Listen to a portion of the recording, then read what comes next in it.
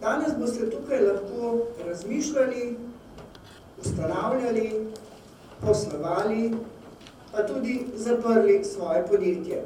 Temu so namreč namenjena tam različni otočki s svetovalci, ki vam bodo pri vsem tem pomagali. Ko mene kot svetovalko vprašajo, kaj pravzaprav svetovalec dela, jaz vedno povem, da ne svetujem, ampak samo pomagam na glas razmišljati. Zato, ker ljudje pridejo običajno z določenim problemom, začnejo nekje, ampak ta problem rešujemo nekje čisto v drugih sferah. Recimo, kako bi jaz ustanovil podjetje, ampak potem razložiti, da imajo recimo družinske razmere zelo komplicirane, da v lastništvu stvari niso ravno urejene in potem začnemo ugotavljati, kako si mora človek pravzaprav urediti določene razmere. Tako da svetovalec v resnici ali pa svetovalka predvsem glasno razmišlja. Prav tukaj pri nas na Gospodarski zbornici Slovenije, pravzaprav zbornice osrednje slovenske regije, je bilo ustanovljeno prvo registrirano podjetje DOO. In prav tako je bil ustanovljen prvi samostojni podjetnik posameznik, na kar smo še posebej ponosni. Predvsem zato, ker je danes obletnica, 10. obletnica delovanja Evin točk po vsej Sloveniji. Danes, ko človek v pol ure od doma lahko sam registrira poslovno dejavnost, to ne predstavlja prav nobene posebnosti. Jaz sem prepričana, da večina od vas sploh ne ve, da še nekaj let pred tem, recimo, si moral zbrati skupaj 18 različnih dokumentov pri 18 različnih institucijah, upravnih organih, in s temi papiri si potem na koncu zaprosil še za potrdilo o nekaznovanju, vložil to na občino. Občina je potem kar nekaj časa še zbirala dodatne podatke, s tem si šel potem na sodišče in čez 3-4 mesece si dobil potrdilo, da zdaj pa lahko začneš poslovati. No, danes je to upravljeno v polovici ure ali pa še prej, če imamo dosti preprosto delovno organizacijo, ki jo želimo ustanoviti.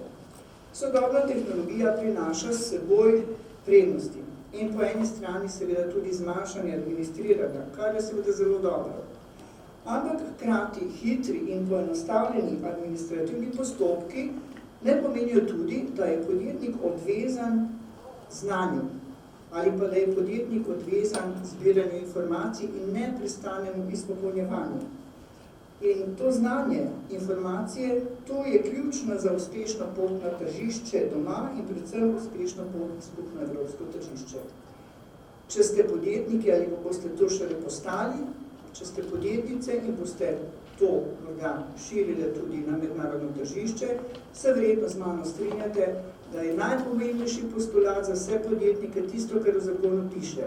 Podjetnik ustanovi podjetje zato, da na trgu ustvarja dobiček, dodano vrednost. Kaj je dobiček? Dobiček pa ni samo tista razlika v ceni, ki jo potem vidimo na računu, ampak je še kakšna druga korist. Prispevek v družbi, izboljšanje družbenih razmer, naš delež v tej družbi, naše zadovoljstvo, naša kvaliteta življenja, vse to je pravzaprav dobrobit oziroma dobiček. Zato seveda podjetje podjetnikom nalaga, da o njem razmišlja širše, ne samo skozi ustanavljanje podjetja, kjer bomo zaposleni in ne bo tekla pokojninska doba. Internacionalizacija slovenskih podjetij, predvsem mikro in malih podjetij, je pravzaprav nekako zaostanku. Povezovanje SP podjetnikov, kooperativ ali grozde lahko prispeva k rasti, kajti strukturo slovenskega gospodarstva ne moremo biti zadovoljni. Že res, da se je v zadnjem desetletju porodilo 116 tisoč podjetnikov in skoraj 45 000 DOO-jev. In da to predstavlja več kot 95% gospodarstva v Sloveniji. Kaj to pomeni pravzaprav? Da imamo ta hip po registraturi okoli 200 000 gospodarskih subjektov, takšnih in drugačnih, ampak samo okoli 3000 srednjih in velikih podjetij. A ni to grozno? In da velika večina tistih, ki so samo pri sebi zaposleni, torej samo zaposleni, ravno da lahko sestavljajo začetek s konca meseca, ker imajo premalo naročil. Zakaj? Ker je domači trg premajhen za tako veliko število SP-jev.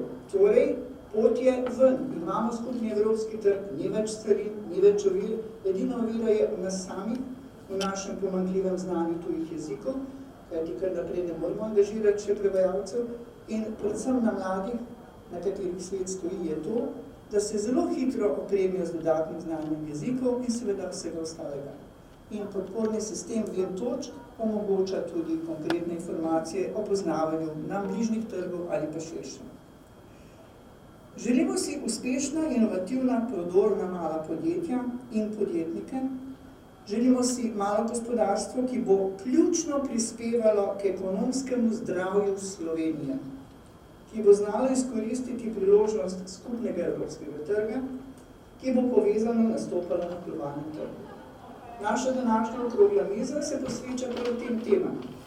Se pravi, internacionalizaciji, to bo zadnja točka današnje okrogle mize, socialnemu podjetništvu, to je trend, ki postaja vseevropski, panevropsko gibanje, ki spreminja nekatere poglede na samo podjetništvo in gospodarstvo kot tako in ki predvsem s svojimi aktivnostmi posega na tisti del družbe, ki jo je morda sistem pozabil.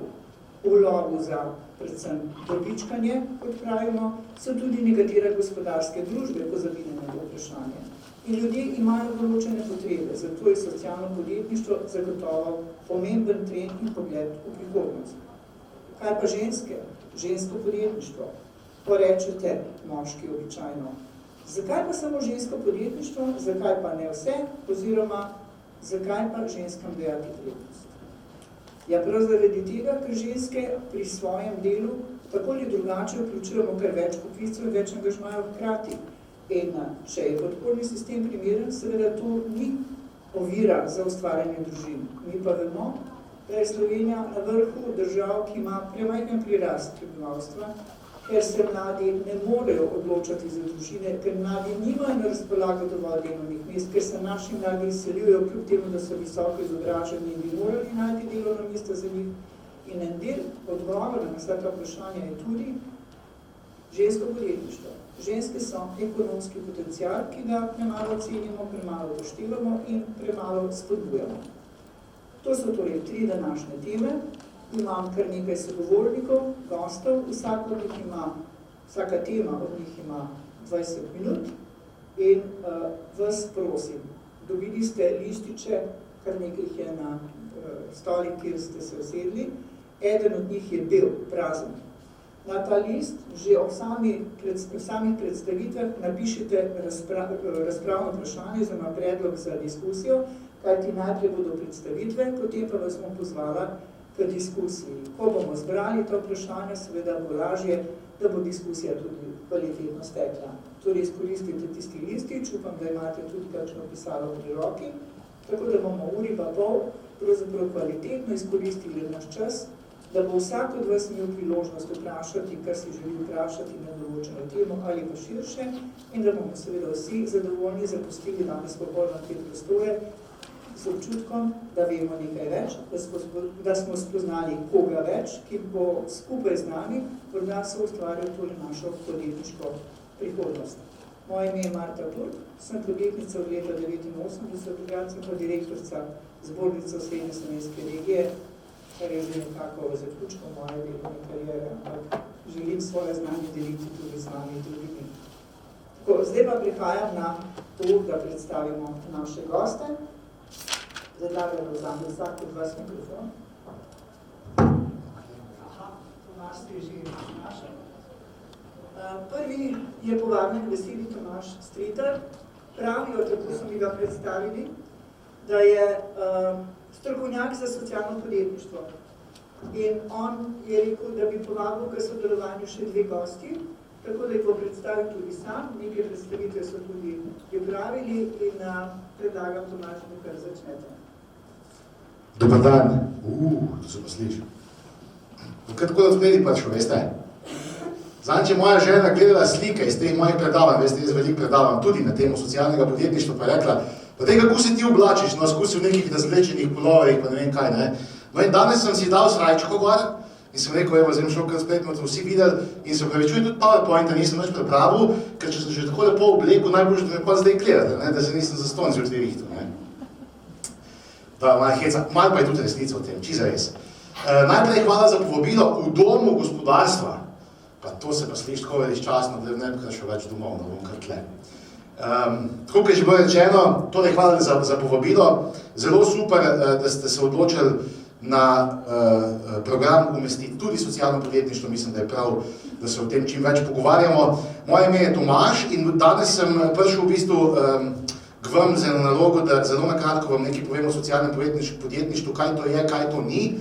In potem sem rekel, no, to sam delu, bom kar še dve socialni podjetnici pripeljal v sabo, tako da zdaj, slej, kar prej boste spoznali tudi njiju, Marinko in Alenko. Najprej mogoče samo tukaj, da vam povem, kaj počnem. Preživljam se s tem, da predvsem podjetnim ljudem pomagam, da njihove ideje iz glav pridejo v realnost. To je ena stvar, ne, skratka. Potem pa delam to po eni taki metodi, ki se imenuje Vitko podjetništvo. Verjetno ste to že kaj slišali. Če ne, pogledajte na delajvitko.si, tam si lahko brezplačno tudi eno super knjigo dol potegnete. No, to Delaj Vitko, ali pa bom rekel Vitko podjetništvo, pa v bistvu preprečuje, da bi podjetniki na začetku svoje poti delali nekaj, kar nihče ne rabi. A veste, ne, tako, bom rekel, ne, največja napaka, ki jo lahko podjetnik naredi, je ta, da ful investira nekega keša, pa ful časa, pa ful energije, pa ful nekih odnosov in vsega možnega kapitala v neko stvar, ki se sam njemu zdi ful super, ne, samo njemu, pa mogoče njegovi mami, ker mame vedno ploskajo, ne, to tudi verjetno veste, ne, vaša mama vedno reče, da ste ful super podjetnica, ne. A veste, vašim kupcem se pa tu ne zdi tako super. In to statistično se zgodi 9 od 10krat. Umrljivost je približno 9 od 10 podjetij umre, zato ker 9 od 10 podjetnikov dela neko stvar, ki samo oni mislijo, da je ful super, trg pa ni. Ne? Mogoče včasih ste prehitri, pa ni trg na vas pripravljen, velikokrat pa res delate stvar, ki jo nihče ne rabi. No, in jaz učim to posebno metodo, Vitko podjetništvo, kjer vi poskušate v bistvu eliminirati te, bom rekel, brce v temo, lahko bi rekel, te sprehode po labirintu, da je vaša pot čim bolj naravnost naravnana k kupcem. No, in to metodo učim v bistvu in klasične podjetnike, in socialne podjetnike, je pa res, da moje srce je doma v socialnem podjetništvu, ker se mi zdi, kot je že bilo rečeno, to je zdaj panevropska tema, se mi zdi, da je to tudi ena priložnost, da se ljudje bolj povežemo med sabo, pa tudi narodi med sabo, ker namreč, zdaj bom pa kar prišel v tem, kar vas verjetno najbolj zanima, kaj zdaj sploh ne bi bilo socialno podjetje. No, tu govorim o podjetništvu, ker je tak nedefiniran pojem, kaj je socialno podjetje. Zdaj, definicija je ogromna, veste, tudi če ste kaj googlali, vas je verjetno še bolj zmedli, ker če ne bi nič googlali, ne. Zdaj, jaz sem si izmislil na tako čisto kratko, in sicer, da socialna podjetja rešujejo družbene probleme na podjetniški način. To je zdaj bistveno. Zdaj, ti družbeni problemi so pa lahko največkrat okoljski ali pa problemi ljudi, ne, se pravi ljudi, posameznikov, ne, ali pa nekih družbenih skupin, lahko pa so to okoljski problemi. Obstaja še druge stvari, tle imamo recimo dve podjetnici, ki se ukvarjata ena bolj s problemi ljudmi, in sicer na področju brezposelnosti, ena se pa ukvarja bolj z okoljem, v smislu, da pomaga našemu okolju, ne vem, če glih ukrepati, no, ampak pomaga temu, da mi tako zelo ne zasvinjamo našega okolja in da nastaja manj odpadkov. Ne? A veste, in tu je zdaj zgodba. Ne? Zdaj, socialni podjetnik v bistvu izhaja iz nekega prepričanja, ali bom rekel, iz nekega zavedanja, da imajo ljudje ali pa recimo družba, v kateri živi nek problem in on poskuša to rešiti, ampak gre še korak dlje, iz tega naredi biznis.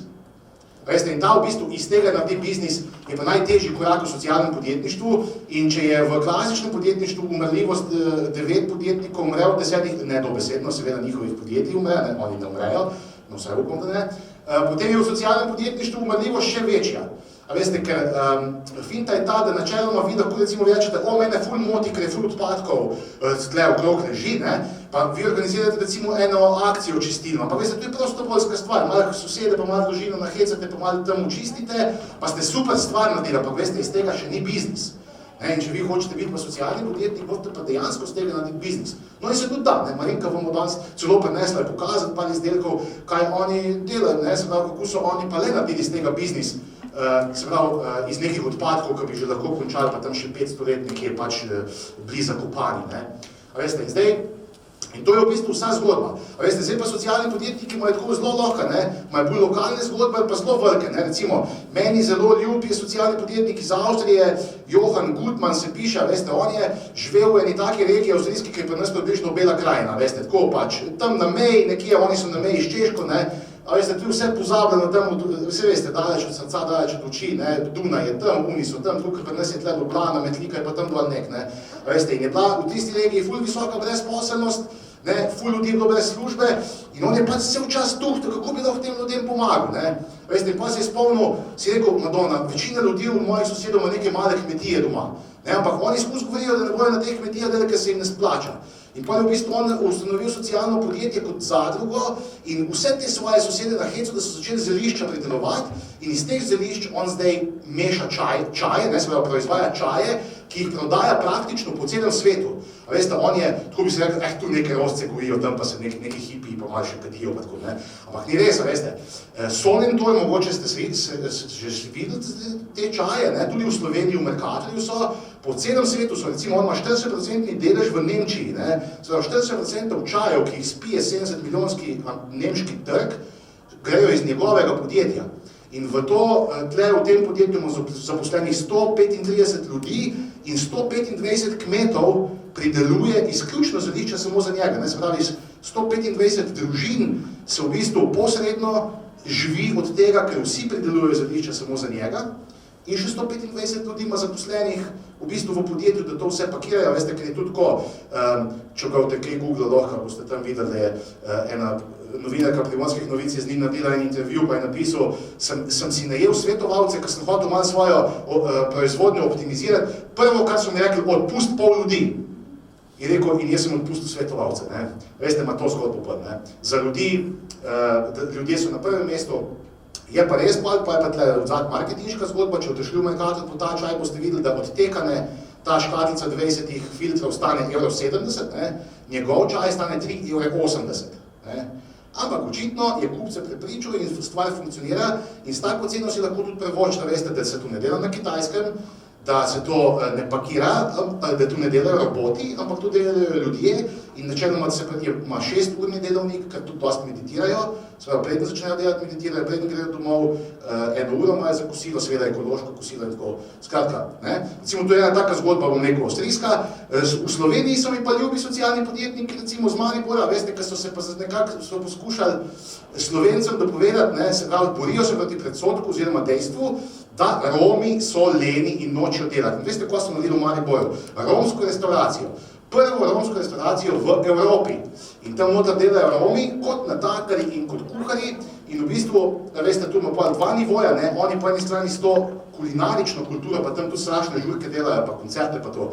Veste, tako nekako to romsko kulturo približajo Mariborčanom, veste, skozi hrano in skozi umetnost, bom rekel, skozi glasbo in tako, po eni strani, po drugi strani pa valjda v tej gostilni ustvarjajo nova delovna mesta in s tem v bistvu dajo priložnost Romom, ki si želijo delati, ker takih je veliko, in s tem tudi drugim, bom rekel, delodajalcem pokažejo, lejte, obstajajo Romi, ki želijo delati pri nas, ful so pridni, ful nam gre. Veste, tu je pa recimo ena taka slovenska zgodba. In obe v bistvu izhajata iz problemov družbe, se pravi z nečesa, kar v družbi gre narobe, kar se nekaj zatika, ne gre gladko in potem v bistvu ljudje poskušajo z tega narediti posel.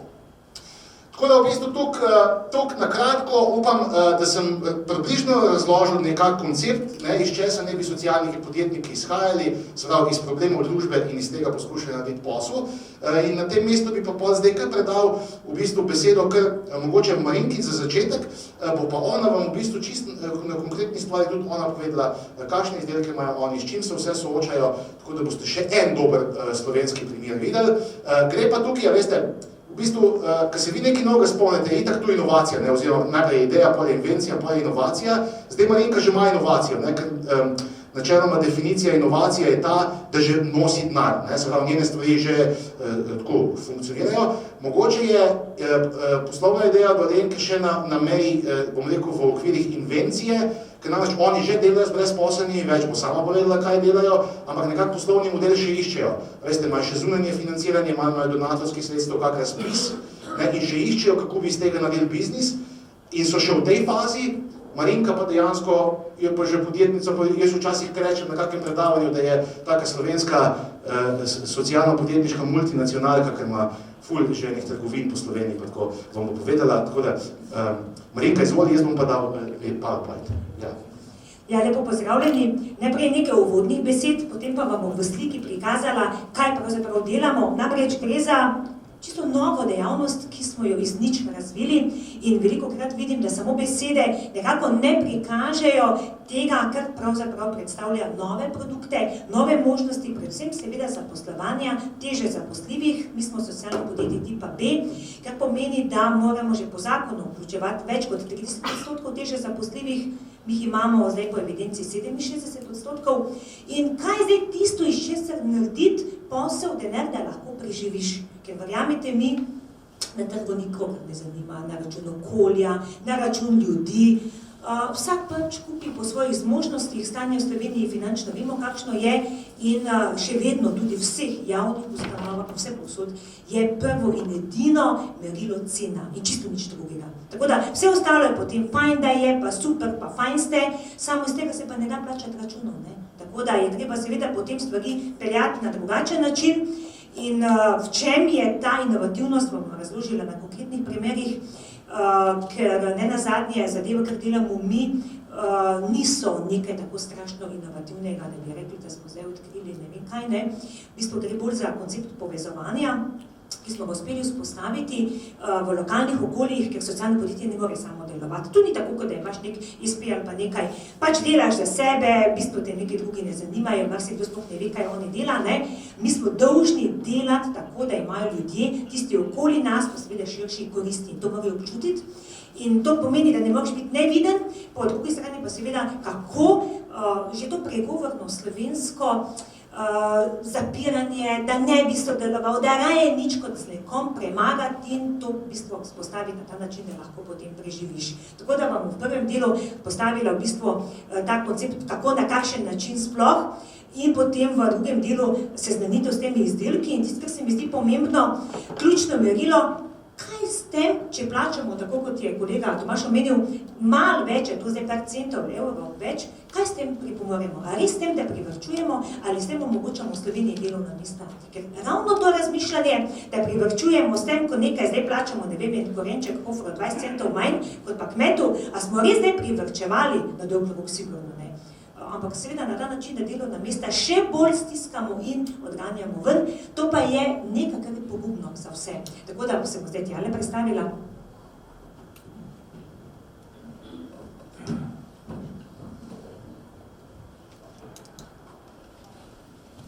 Ja, zdaj zadeve so že šle malo naprej, dajmo mi samo povedati. Mogoče sam za začetek, da bo malo bolj razumljivo, na kakšen način sploh zadeve funkcionirajo. Mi smo pri sami vzpostavitvi socialnega podjetja imeli razpis v okviru Ministrstva za delo, družino in socialne zadeve, tako da je to tisto, kar nam je omogočilo sploh razvoj in korake naprej, da smo lahko delovali, kajti kljub temu, da sem sama že prej delala na waste managementu več časa, več let, vendarle neko idejo razviti na ta način, da potem lahko ljudi zaposliš in obenem seveda razvoj pelje žalje ne moreš brez nekih zagonskih sredstev. Je pa res, da vsi projekti so samo sofinancirani, pomeni, da založiš svoj denar in potem seveda moraš tudi iz tega živeti, ampak takšen je bil naš začetek. Bistvo kar pa je, da mi izhajamo iz tega, da je ekologija, etika in pa ekonomija en taki ključni moment, s čimer izhajamo. V samem logotipu, ki pa je tudi zaščitena blagovna znamka, pa nekako povezujemo te glavne skupine snovnih tokov, torej ne bom rekla več odpadkov, ampak surovin, se pravi od oblačil, pohištvene opreme, bele tehnike in pa gospodinjskih aparatov. To pa je tisto, kar v bistvu pomeni naš input in dejansko. Sedaj v tej mreži, ker je 9 centrov, nekako smo tako po velikosti. Mreža je ravno zaradi tega, da lahko sodelujemo med seboj, izdelki se izmenjujejo, po 5 tednih zamenjamo vse izdelke. Ne mogoče to v enem centru. Stranke želijo nekaj, nimaš, ima drug center in dejansko vse te izmenjave, ki potekajo. Sama registracija socialnega podjetja je bila izvedena preko tehnološkega centra za aplikativno ekologijo, kjer sem v bistvu bila zaposlena, oziroma sem še vedno. In je v bistvu ta del, ki smo prej izvajali do možnosti v okviru zakona, ko je leta 2012 je bila možna potem registracija socialnega podjetja, smo tudi prvo socialno podjetje v Sloveniji, kar se seveda razvilo tudi iz registra. In mi smo dejansko to že prej delali, ampak potem smo, glede na sam sistem možnosti sodelovanja v socialnem podjetništvu in samega tega odločitvenega faktorja, da dejansko delamo na tem, da damo možnost čim več teže zaposljivim, tem ciljnim skupinam, ki v zakonu so, in na ta način potem omogočimo to družbeno koristno podjetništvo, seveda v prvi vrsti za ljudi in ne nazadnje tudi za okolje, glede na to, kaj delamo. To je pa v bistvu tisto, kar lahko največ prispevamo tudi k zdravju, ker vsi, če se vprašamo, kaj imamo oblečeno na sebi, ravno zdaj te analize, tujine in raziskave, ki delamo 392 različnih substanc, od katerih je več kot polovica karcinogenih, je vsebovana v oblačilih. Naslednjo leto boste videli, da je največja raziskava na to temo objavljena, to zdaj še mora pač biti skrivnost, ampak dejstvo je, da mi v Sloveniji omogočamo, da lahko ljudje kupijo, torej tudi ta oblačila, ki so že prešla to prvo fazo uporabe, kar pomeni, da so se vsaj 80% že znebile te kemikalije in vsega tega, ker pa seveda pri otrocih razvidno bistveno vpliva na padec imunskega sistema, na tem tudi zelo dobre raziskave obstajajo, torej gre za to, da poleg okolja ljudi delamo tudi veliko na zdravju. In tukaj je recimo en del statistike, kjer se vidi, da v teh 9 centrih zaposlujemo 22 ljudi in da obenem seveda pomeni to velik izziv. Vsak mesec se zelo hitro obrne, pa ima vse stroške in obenem tudi potem seveda iti razvojno naprej. Kljub temu, da zakon o socialnem podjetništvu predvideva, da naj socialno podjetje vsaj 50% ustvari na trgu, ostali del naj bi dobil drugje. V tem letu ni nobenega razpisa in številna socialna podjetja, skoraj vsa, so pač ustavila svoje poslovanje, ker enostavno niso mogla preživeti, razen tiste, ki so lahko še javna dela vključevala. Tudi mi imamo 3 javna dela, tako da znotraj tega torej je dejansko prihodek, ki ga ustvariš vezan izključno iz prodaje na trgu, a so to izdelke ali storitve, potem, kakor večina pač tisti, ki še lahko delajo preko javnih del, ali pa potem različni projekti. Teh pa žal v tem letu v Sloveniji tukaj veliko ni bilo. Mi smo tudi člani mednarodne mreže, to nam je zelo pomembno, zato da lahko te nove razvojne potenciale, pa tudi projekte bistvo mednarodno pridobimo, da to nam potem omogoča, da lahko tistih 50% dejavnosti, ki pač mora biti opravljena, pa žal v okviru socialnega podjetništva ni mogoče sfinancirati, ali pa mi ne znamo, sam ko gledam tuje statistike, imajo vsi enak potencial, 50% nekje zaslužijo na trgu, ostalo polovico pridobijo iz drugih virov. Pri nas to ni mišljeno, ko se kdo reče, je dodatnega denarja, pa ni, zato ni razpisal, ker kaj vse ne more država živeti socialnih podjetij. Sploh ne rabi, ampak pazite, če govorim zdaj za naše poslovanje, ker bi lahko nekdo, ki dela na področju pridelave, ne vem, sadja, zelenjave, poliščin ali neke druge zdravstvene zadeve ali socialne, karkoli. Gre za to, da se znotraj nekega posla vedno nek budžet pojavlja. In recimo, tako kot je pri nas, sedaj na področju odpadkov, se še vedno plačuje taksa za odložene odpadke. Torej, več boste odložili, več takse dobite. Super, to fajn, ne? S tem, ko hočemo en del tega denarja prenesti na preventivo, torej, da se odpadke prepreči ustvarjati v smislu odlaganja, ni interesa. Zakaj ne? Ni treba razlagati, ne? Torej, gre za denar, ki je, ampak stvar interesa, potem se seveda govori o nekaj dodatnem denarju. Ne rabimo dodatnega denarja. Samo tisto, ko je, prenesimo na prave nosilce. Ali pa recimo sheme podaljšanja odgovornosti, vsak izdelek, ki ga kupite, plačate že njegovo obdelavo, predelavo, zbiranje. Ne? In recimo teh gospodinskih aparatov, tega je kar nekaj, ne? Bi mogli seveda en del nameniti, to je po zakonu. Slovenija je dobila zdaj 14 dni nazaj tudi javni opomin in plačevali bomo vsi kazen, ampak bomo pač plačali, je odgovor ministrstva, ne? Čeprav se zdaj pospešeno sprejemajo sicer zakonodajne smernice za ponovno uporabo, preprečevanje v tej smeri, ampak zopet ista stvar, ne? En del denarja mora preiti na preprečevanje in ponovno uporabo, ostali del na reciklažo. Pri nas zopet to ni mogoče, ne? Leta 2013, 12. decembra, bi še to mogli narediti, pa to ni mogoče, ne? Zdaj bi pač sicer, ne? Zakaj vam govorim? Zato, ker tudi na ostalih področjih sem prepričana, da zadeva enaka. Torej, ni razlog v tem, da ni denarja za socialno podjetništvo. Samo prerazporeditve mora biti interes, da je. Recimo člani mreže, ker imajo, za vsakem logotipu imate po 60 podjetij, ne? In ko govorimo o statistiki, kako tu super tujini živi, seveda, ker so že to zdavne prišli in to jasno, da drugače ne gre.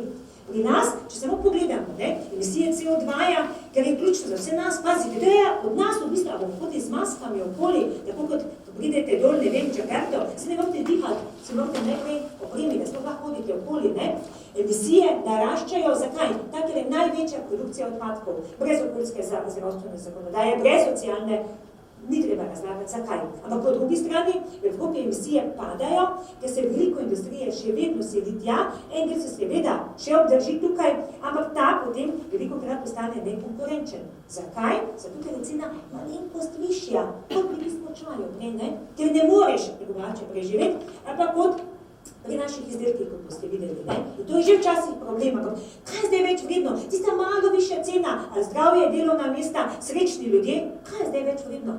Tu se bomo res mogli sami pri sebi enkrat razčistiti, da nismo tisto osko gledali in samo, kdo bo najnižjo ceno takrat je bilo ponudil. In ko govorimo o tem, recimo, kakšni so razlogi za zelena delovna mesta, je pri nas to pomembno, da imamo tudi pravni okvir rešen, torej sama ponovna uporaba je nujno potrebna in seveda javne službe je ne izvajajo, to pa tudi v bistvu ta izziv, ki smo ga mi videli, da smo lahko to uresničili in vedno več je treba ločeno zbrati in predelati. To je ta drug korak, ki ga imamo.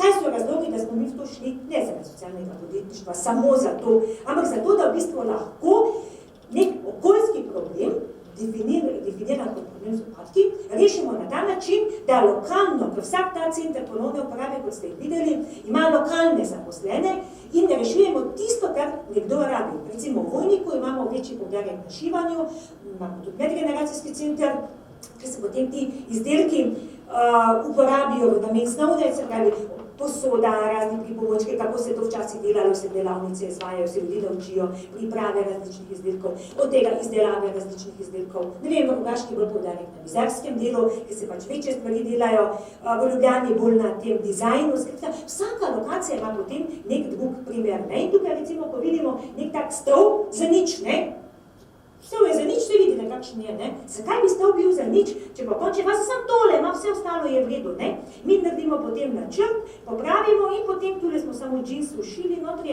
Vse ostalo je v redu. Oni umazani, pofleckani stoli, potem izgledajo zelo lepo, prebarvamo. Ta tekstil pa tudi, ker zbiramo na terenu preko teh naših rumenih zabojnikov. Torej, tukaj nismo nič novega kupili, samo naredili smo in dejansko surovine obrnili v nek nov izdelek, Ali recimo nek fotelj, to je bil čisto polomljen, umazan, preuredimo in pač čistično ne manjka, je pa star 49 let tale foteljček, Ali neki šolski stoli, odpadek, kaj, ni ga več mogoče uporabiti. Zakaj ne? Zariževo tehniko lahko postane čisto malo drugačen, ali pa tudi tale, tako da na ta način v bistvu neki izdelki dobijo potem neko drugo življenje, ali pa ti koluti, če jih spomnite iz kablov, To je zelo fajna stvar, težko sicer dobimo, pa vendarle lahko naredimo neke take malo drugačne opreme, Ti koluti so tudi za mizice zelo v redu, ker se potem lahko uporabijo za take malo bolj fancy obdelave. Letos so bile zelo aktualne vrtne kuhinje iz palet, lahko naučite rdečo, modro, zeleno, kako pač hočete. Gre za to, da se v bistvu na ta način nekako vrne nazaj nostalgija. Obenem tudi recimo skupaj z opremo posode, odzune je možnost napeljave vode zraven, nekako damo tudi nek občutek, da ni vse to, kar jaz ne rabim za nič, ampak da to lahko zaokroži in daje potem možnost te ponovne uporabe. Veliko imamo teh raznih lesenih delov, predvsem iverke, ki ne morete uporabiti drugače, delamo take bokse, odzgoraj se odpreta tudi, lahko veliko stvari notri spravite, barvo si izberete, kako hočete in je potem v bistvu tak sedanji boks, ki je več uporabe. Tako je neham. Skratka, sami postopki obdelave, seveda so ročni, to ni serijske proizvodnje, to zdaj ni nekaj, In treba seveda vse ročno narediti, zaradi tega je potem lahko seveda nek izdelek malenkost dražji, funkcionalna uporaba, kako se ti izdelki vidijo. Torej, gre za to seveda, da lahko potem te izdelke čisto funkcionalno uporabimo. Ključno vprašanje pa je, Tomaž že končujem, a se odločamo za to, da rečemo, da se res nič ne da, zaradi tega, ker je vse ceneje, ali pa rečemo, gledajte, kaj podpiramo to, ali pa dejansko podpremo naše ljudje in rečemo, gledajte, biti podjeten ne pomeni nič druga kot drsnici, biti seveda trmast, ampak na to, ko moraš preživeti, pa moraš delati stvari, ki ljudje rabijo, obenem pa seveda tudi, da ljudje so tu pripravljeni plačati. Evo, zdaj pa potem pokazali. Bravo!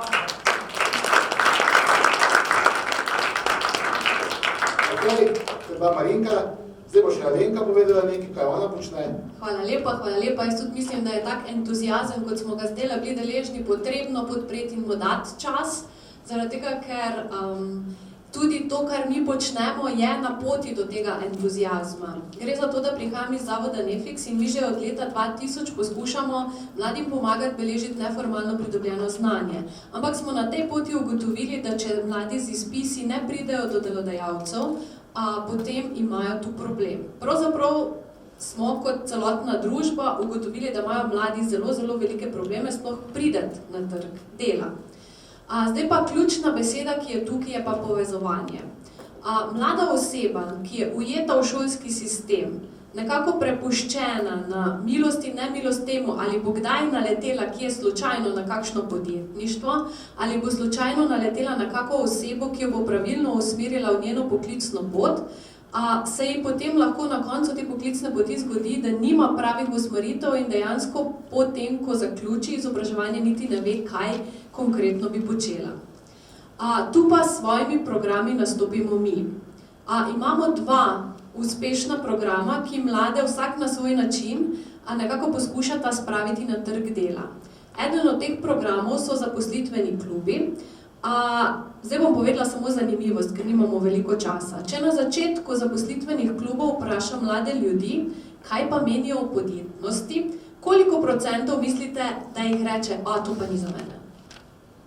Tam okrog 90. Nekdo se še morda kdaj spogleduje s to idejo, ampak načeloma nekako mlado generacijo zares ne znamo vzgajati v smer podjetnosti. Potem imamo v klubu razne aktivnosti, preko katerih, recimo eno je poskusno pripraviti podjetno aktivnost, s katero mladi ugotovijo, da to bi se pa mogoče vendarle dalo. In ko so mladi že na tej točki, pa seveda pošljemo naprej v inkubatorje socialnega ali kateregakoli drugega podjetništva. Drugi program je pa projekt Kolegice, v katerem pa predvsem vabimo mlade ženske. Gre pa za to, da so mlade družboslovno izobražene ženske ravno tista ciljna skupina, ki v resnici na našem trgu najtežje pride do zaposlitve. Tu gre za strukturno neskladje, pa seveda vsi vemo še ostale zadeve, ki se pač dotikajo žensk. In mi imamo projekt Kolegice, pri katerem mlada posameznica, ki se želi uveljaviti na trgu dela, za mentorstvo zaprosi starejšo uveljavljeno kolegico, ki potem skupaj enem letu poskušata nekako vzpostaviti možnosti in priložnosti za mlajšo kolegico, da uspešno vstopi na trg dela, bodi si kot podjetnica, bodi si kot vključena v neko določeno zaposlitev. Zdaj pa na tej točki vas bom pustila še malo radovedne, ker sem prepričana, da bo potem zagotovo še kako vprašanje. Hvala lepa. Še en aplauz za Alenko. Vem, da smo šli že malo čez uro, tako da bi se zahvalil pred čudovitim gostjem, da so mi pomagali tole izvesti. Mogoče čisto za konc, z Ministrstvom za kmetijstvo smo napisali priročnik od ideje do socialnega podjetja z družbenim učinkom. Lahko si ga brezplačno snamete iz spletne strani razvojpodeželja.si, tam pod rubriko knjižnica. Je tudi narejen na temo tega vitkega podjetništva in vas v bistvu vodi od tega, da imate vi svojo poslovno idejo v glavi, do tega, da se dejansko nekaj zgodi, ker je tako narejen, da ga tudi vi pišete, se pravi, ne samo berete, ampak tudi vi ga izpolnjujete in pišete in na koncu, ko ste fertik, imate že mini poslovni načrt izdelan, tako taka uporabna zadeva, tako da ste vabljeni, da si ga brezplačno pretočite. In s tem tudi zaključujemo panel o socialnem podjetništvu. Hvala lepa še enkrat, da ste tako poslušali pazljivo. Hvala lepa, Tomaž. Dve zelo zanimivi ženski sta predstavili svoja 2 zanimiva projekta. Tako da moja tema je bila tudi malo o ženskem podjetništvu, pa bom malce skrajšala, zato da bo dovolj časa še za naslednje stvari, ampak pod povzetkom vsega tega. A je to od vas že v socialnem podjetništvu, zdaj tukaj, naj dvigne roko? A kdo razmišlja o tem? 1, 2, 3. 2 fanta pa 1 punca. Izboljšali smo poprečje, ker v socialnem podjetništvu je zelo veliko žensk, ne? A se še kdo ni upal opredeliti, da bi dvignil roke? Ne vas ne bo strah, ker tukaj smo zdaj zelo, bi rekla, da je taki skoraj da intimni ravni, da se lahko pogovarjamo zelo odkrito o naših željah. Jaz, ki sem že dolgo časa v podjetništvu, bi vam lahko rekla samo to, ker sem pionirka podjetništva. Ženske, ko razmišljajo o svojem podjetništvu, pravijo, da so želeli izpolniti sanje. Moški pa večinoma želijo izpolniti svoje zelo konkretne cilje. Delali smo namreč enkrat raziskavo in primerjavo in to celo posneli. Pred nekaj leti je bil RTV Slovenija posnel 2 zanimiva 20-minutna filma, ravno tako z ženskami pa z moškimi, ki so vstopili v podjetništvo. In dejansko si moški zastavijo cilj, ki je konkreten. Eden bi rad imel Ferrarija, drugi bi rad bil poslovno uspešen, veliko potoval, ženske pa izpolnjujejo sanje, ki so strašno povezane z družbo, tako ali drugače, ali pa z mladimi, ali pa z otroki. No in to sta danes tudi obe sogovornice dokazali. Žensko podjetništvo.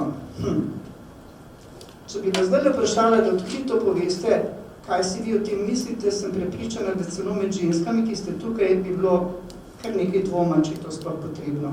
Pa vse smo enakopravne, vse imamo enake možnosti, vse zakaj pa potrebujemo kaj drugače in sicer ali je v biznisu kaj razlike med spoloma. Ne gre za to, ali je v biznisu razlike med spoloma kaj začutiti. Gre za to, da smo mi drugačni, različni, da smo eni moške, eni ženske, da imamo drugače zastavljene cilje, da drugače gledamo na svojo prihodnost. Predvsem pa seveda na to, kar je ženski imanentno. Ona je mater familias, ne pater familias. In ko se mlada ženska odloča za svojo prihodnost in če živi v kriznih razmerah, kakršne so zdaj tudi pri nas v Sloveniji že kar nekaj leta, potem se mora vprašati, kdaj bo ustanovila to družino in kako jo bo preživljala s partnerjem ali pa tudi brez, kajti tudi tega je zelo veliko. In ker je ta mater familias na koncu le tista, ki pelje to družino naprej, je žensko podjetništvo pomembna kategorija razvoja gospodarstva. In tega se v Sloveniji premalo zavedamo. Hvala Bogu, imamo zato Evropo, kajti Evropa ima posebne programe za razvoj ženskega podjetništva. Vsi ti programi pa so nastali že leta 1986, kje druge kot v deželi podjetništva v Združenih državah Amerike. Zakaj? Ker tudi takrat v Združenih državah Amerike ženske so bile lahko ali poročene in imele otroke, ali pa so bile lahko samo karieristke, večinoma v velikih ameriških korporacijah. Vse veste, tam se seveda tistim, ki zlorabljajo davke, reče, da so hudi kriminalci, tako da ljudje niso kaj dosti delali na črno, kar je pri nas nacionalni šport. In ženske so se morale vedno bolj vključevati v različne procese, da bi zlobirale pravico, da se začno samo zaposlovati. Mimogrede nema povem, da še danes v določenih bankah v Združenih državah Amerike mora ženska za najem poslovnega kredita sabo pripeljati moža, ki naj podpiše pogodbo o kreditu, ali pa, če moža nima, je celo mladoleten sin zadosti. Ampak mora biti moški, ne, seveda sin mora biti. Kar je nonsens, ampak to ostaja še iz nekih starih, tradicionalnih odnosov, pa tudi zakonodaje, ker, ne vem, če veste, v Švici je nekaj podobnega. Zakaj? Zato, ker je v Švici mož, ki je bil zaposlen, imel večjo plačo, če je imel družino, zato, da je lahko njegova žena bila doma, mater familias, vzgajala je otroke in skrbela za to družino. In to je velika in pomembna odgovornost. Mi pa smo to odgovornost na nek način zmanjšali, ženi smo jo sicer navidezno vzeli ali pa jo zenakopravnili, ampak hkrati pa seveda to pomeni, da mora biti ženska super aktivna doma, super aktivna v službi, super v karieri, vse posod uspešna in zraven je, če 2 do 3 otroke, če hočemo, da bomo kot narod preživeli. Zato mora biti podporno okolje. Zato mora biti tudi žensko podjetništvo. Ne, da bi imele ženske posebne privilegije, ampak zato, ker je privilegij družini to. Če ženski pomagaš, pomagaš družini. In pomoč, podpora ženskemu podjetništvu ne pomeni seveda, da morajo ženske dobiti boljše kredite ali pa več denarja, če se odločijo za posojila, ampak da obstaja še nek podporni sistem. Eden od teh je, da se ravna po principu pomagaj si sam in Bog ti bo pomagal, kar pomeni, da bi se morali ženske oblikovati v svoje skupine, svoje klube, kjer bi si med sabo pomagali, podobno kot kolegice, in tako gre ta princip naprej, tam, kjer ni zakona. Naj samo še malo povem. V Združenih državah Amerike so takrat ženske uspešno zlobirale zakon, ki se mu reče Women Business Ownership Act. Ta zakon je takrat sprožil posebne procese, da ima ZDA kot zvezna država in vsaki svoji članici zvezni državi posebna finančna sredstva za razvoj ženskega podjetništva. Ampak, da ne bi prihajalo do zlorab, je drug zelo pomemben ukrep, da obstaja certifikat za žensko podjetništvo, kar pomeni, da če je podjetje v večinski lasti ženske, eno ženske, če podjetje večinoma zaposluje ženske, potem ustreza najmanj dvem od 3 kriterijev, da dobi certifikat, da je to žensko podjetje. Zakaj je certifikat važen? Ker šele s certifikatom lahko potem dostopi do določenih finančnih virov, grantov, boljših kreditnih pogojev, skoraj brezplačnega izobraževanja, recimo za internacionalizacijo in tako naprej. In še ena taka posebnost, ki ne boste verjeli, da deluje v Ameriki, 5% javnih naročil. Javna naročila so najslajša sredstva, ko jih enkrat dobiš, je rezerviranih z žensko podjetništvo in podjetja manjšinskega prebivalstva. To je seveda to, kar je zakon zagotovil. Ne verjamem, da se bo kadarkoli, kjerkoli v Evropi zgodilo, da bi prinesli tak zakon. Ampak prinesli so del tega zakona v Italijo, prinesli so del tega zakona v Belgijo in med drugim tudi v Južno Korejo. Kaj zdaj to pomeni? Da se vendarle nekaj na tem področju dogaja. V Sloveniji je strašno veliko žensk, ki so SP in tem rečemo, da so v prekariatu. Zakaj? Zato, ker same se težko preživijo in težko vlagajo v razvoj svoje dejavnosti. In prav zaradi tega, ker vidimo, da se večinoma v zadnjem času, pa sploh ne Alenka, v zadnjih 2-3 letih, ženske z diplomo v žepu odločajo za samozaposlitve, dostikrat so celo prisiljene, da se samozaposlijo, zato ker jim dosedanji delodajalec pogojuje, da izstopijo iz izrednega delovnega razmerja, se registrirajo in potem so bistveno 100% skoraj odvisni od njihovega dela, ampak če naročilo tega velikega delodajalca preneha prihajati, kaj se zgodi, ostanejo brez dela. Mi želimo vse te ženske spodbuditi k povezovanju, k sodelovanju, k razširitvi njihovega dela, dejavnosti, ponudbe, kajti to so večinoma visoko izobražene ženske, ki vedo in znajo, pa se premalo upajo, so premalo povezane. Govorimo o mreženju, govorimo o sodelovanju, govorimo o pilotskem modelu podjetniškega inkubatorja za ženske, pa ne zato, da bi pomagali ženskam, ker so ženskega spola, ampak ko pomagaš ženskam, pomagaš celi družini. Zato naj na koncu rečem, da je žensko podjetništvo enako družinsko podjetništvo. In mi potrebujemo družine zato, da imamo zdravo gospodarstvo. Verjeli to ali pa ne. Zdaj bi prosila, da bi Tina, ki dela v mreži MEMA, čisto na kratko predstavila mrežo MEMA, potem pa eno od naših podjetnic, ki smo jo promovirali tudi kot inovatorko, da bo predstavila svoj primer. Tako da Tina izvoli. Hvala Marta, lep pozdrav vsem. Torej, z našim projektom Network MEMA smo se v bistvu zadali prav določene izzive, ki jih je že poprej izpostavila gospa Turk. Torej, problem žensko podjetništvo, problem žensko gospodarstvo, kako se ljudje vključujejo v našo družbo in kakšno vlogo imajo pri odločanju, odzivanju na lokalno okolje, na regionalno okolje, na nacionalno okolje in ne nazadnje tudi na mednarodno okolje. Mislim, da je morda najbolje, da vam najprej pokažem en video z našega multimedijskega portala, ki smo ga razvili v okviru našega projekta, pa vam potem kasneje še več razložim s nekaj besedami. Vsi smo se namreč odločili, da naš portal temelji na video vsebinah, saj smernice kažejo na to, da največ podatkov in najlažje jih ljudje sprejmemo preko video vsebin, tako da morda je najbolje, da za uvod pogledamo nekaj posnetek. Si se kdaj vprašala, kako usklajevati družinske obveznosti in svojo poklicno kariero? Ali te skrbi za prihodnost mladih, ki ne najdejo zaposlitve? Ali si prav ti med tistimi, ki si izbrala drugačno kariero, tiste, za katero si se šolala, ker je to pomenilo zaposlitev in preživetje? Ali bi rada v okolju, kjer živiš, videla spremembe v razmišljanju, več sodelovanja in vpliva na razvoj kraja? Na marsikatero od teh vprašanj odgovarjamo v mreži Mema. To je mreža za enake možnosti, ki na multimedijskem portalu nudi informacije, izobraževanje in sodelovanje. Prispevamo k spremembam v družbi. V naši raziskavi ugotavljamo, da smo Slovenke dovolj podjetne, a premalo povezane, da imamo veliko idej, a premalo priložnosti, da premalo izkoriščamo svoje znanje za internacionalizacijo. Zato Mema vključuje ženske v družbi, iz gospodarstva, ženske različnih poklicev in statusov in povezuje številne iniciative s podobnimi pogledi na boljši jutri. Mema, mreža za enake možnosti, je sofinancirana iz sredstev norveškega finančnega mehanizma.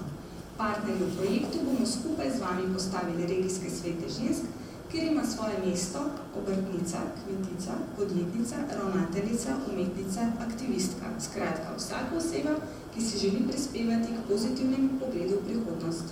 Pridružite se nam na multimedijskem portalu, kjer se lahko prijavite v mrežo Mema in predstavite svojo dejavnost, si ogledate izobraževalne vsebine na regijskih srečanjih, najdete nove prijateljice, poiščete informacije o drugih članicah mreže in se vključite v mednarodno sodelovanje.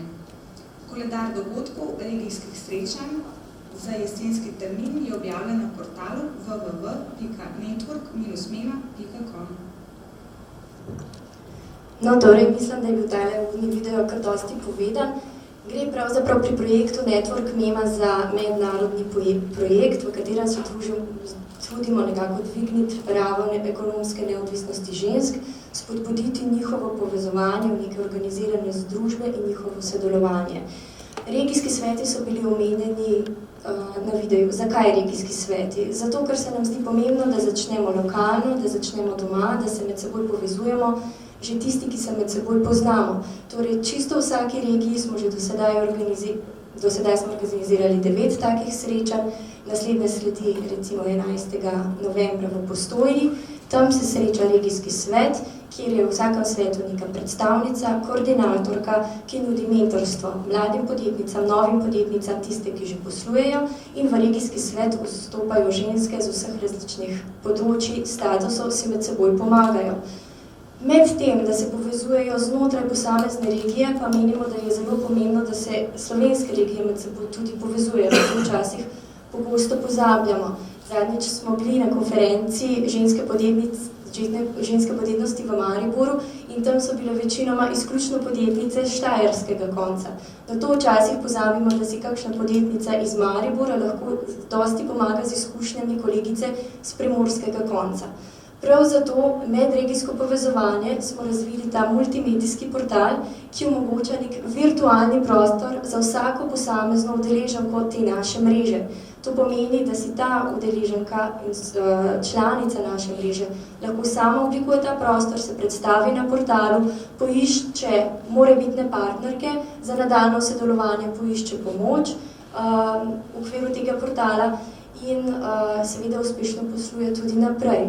Da bi bilo pa poslovanje še bolj uspešno in sodelovanje prineslo več rezultatov, pa smo si kot cilj projekta postavili tudi postavitev pilotnega podjetniškega inkubatorja.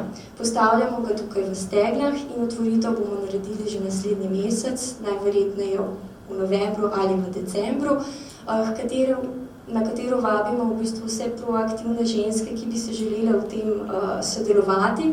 Smo seveda mreža za enake možnosti, zato vabimo tako moške kot ženske, bomo pa se orientirali na to, da je enakost med spoloma pomembna, se pravi, da je pomembno povezovanje, da so pomembne skupine, kjer se ideje združujejo in kjer sta prisotne tako moški kot ženske. Hvala lepa, Tina, to je bilo super, ne?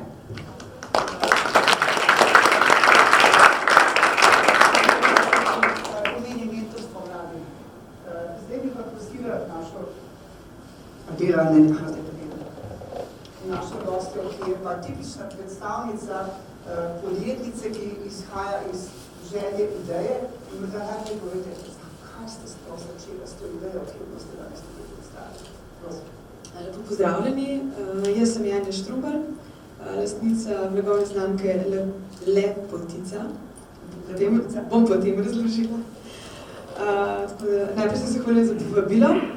Zakaj sem se odločila za podjetniško pot? V prvi vrsti zato, moram povedati, jaz sem imela približno 20 let delovne dobe, ko sem se odločila za podjetniško pot. Delala sem tako v zasebnih podjetjih kot v velikih sistemih in enostavno sem prišla do točke, ko sem želela sama odločiti o tem, koliko časa razporejam, koliko časa namenjam družini in koliko karieri. Kdaj je na prvem mestu družina in kdaj je na prvem mestu kariera. Druga stvar, ki me pa tudi spodbujala k temu, je bila pa ta, da sem želela svoje ideje, oziroma da sem v sebi čutila neko kreativnost in sem želela, da moje ideje hitreje pridejo do realizacije, oziroma sploh pridejo do realizacije, kot pa v nekem velikem sistemu, se vemo, čez 2-3 šefe prideš, se te ideje včasih že zgubi in predalu, oziroma ne pridejo do nekega efekta. Kako sem pa začela, pa lahko rečem tako, da najprej je bila res ena velika želja in takoj zatem je bil en velik problem. In sicer želja postati samostojna, odločiti v svojem življenju, v svoji karieri, problem pa v tem, kaj početi. Namreč jaz sem po izobrazbi ekonomistka, nisem imela nobenega specialnega znanja, kaj šele kakšnega visokotehnološkega, niti IT-ovskega, kar je danes, bom rekla, zelo popularno in vsi, bom rekla, pospeševalniki, inkubatorji nekako težijo k temu, da spodbujajo mlade, ampak bolj z področja, bom rekla, nekih visokih tehnologij, računalniških smeri. In enostavno nisem vedela in potem sem sledila, bom rekla, navodilom, nasvetom, ki jih najdete v knjigah raznih gurujev za osebnostno rast. Iskala sem, bom rekla, neko motivacijo tudi na spletnih straneh. Ravno takrat se je vzpostavljala točka Vem, tudi na spletni strani. Tam sem res dobila kar zanimive usmeritve, kako naj v bistvu svojo željo usmerim v to. In pač enkrat se je pojavila ena ideja, da mogoče bi bilo pa treba slovensko potico malo modernizirati.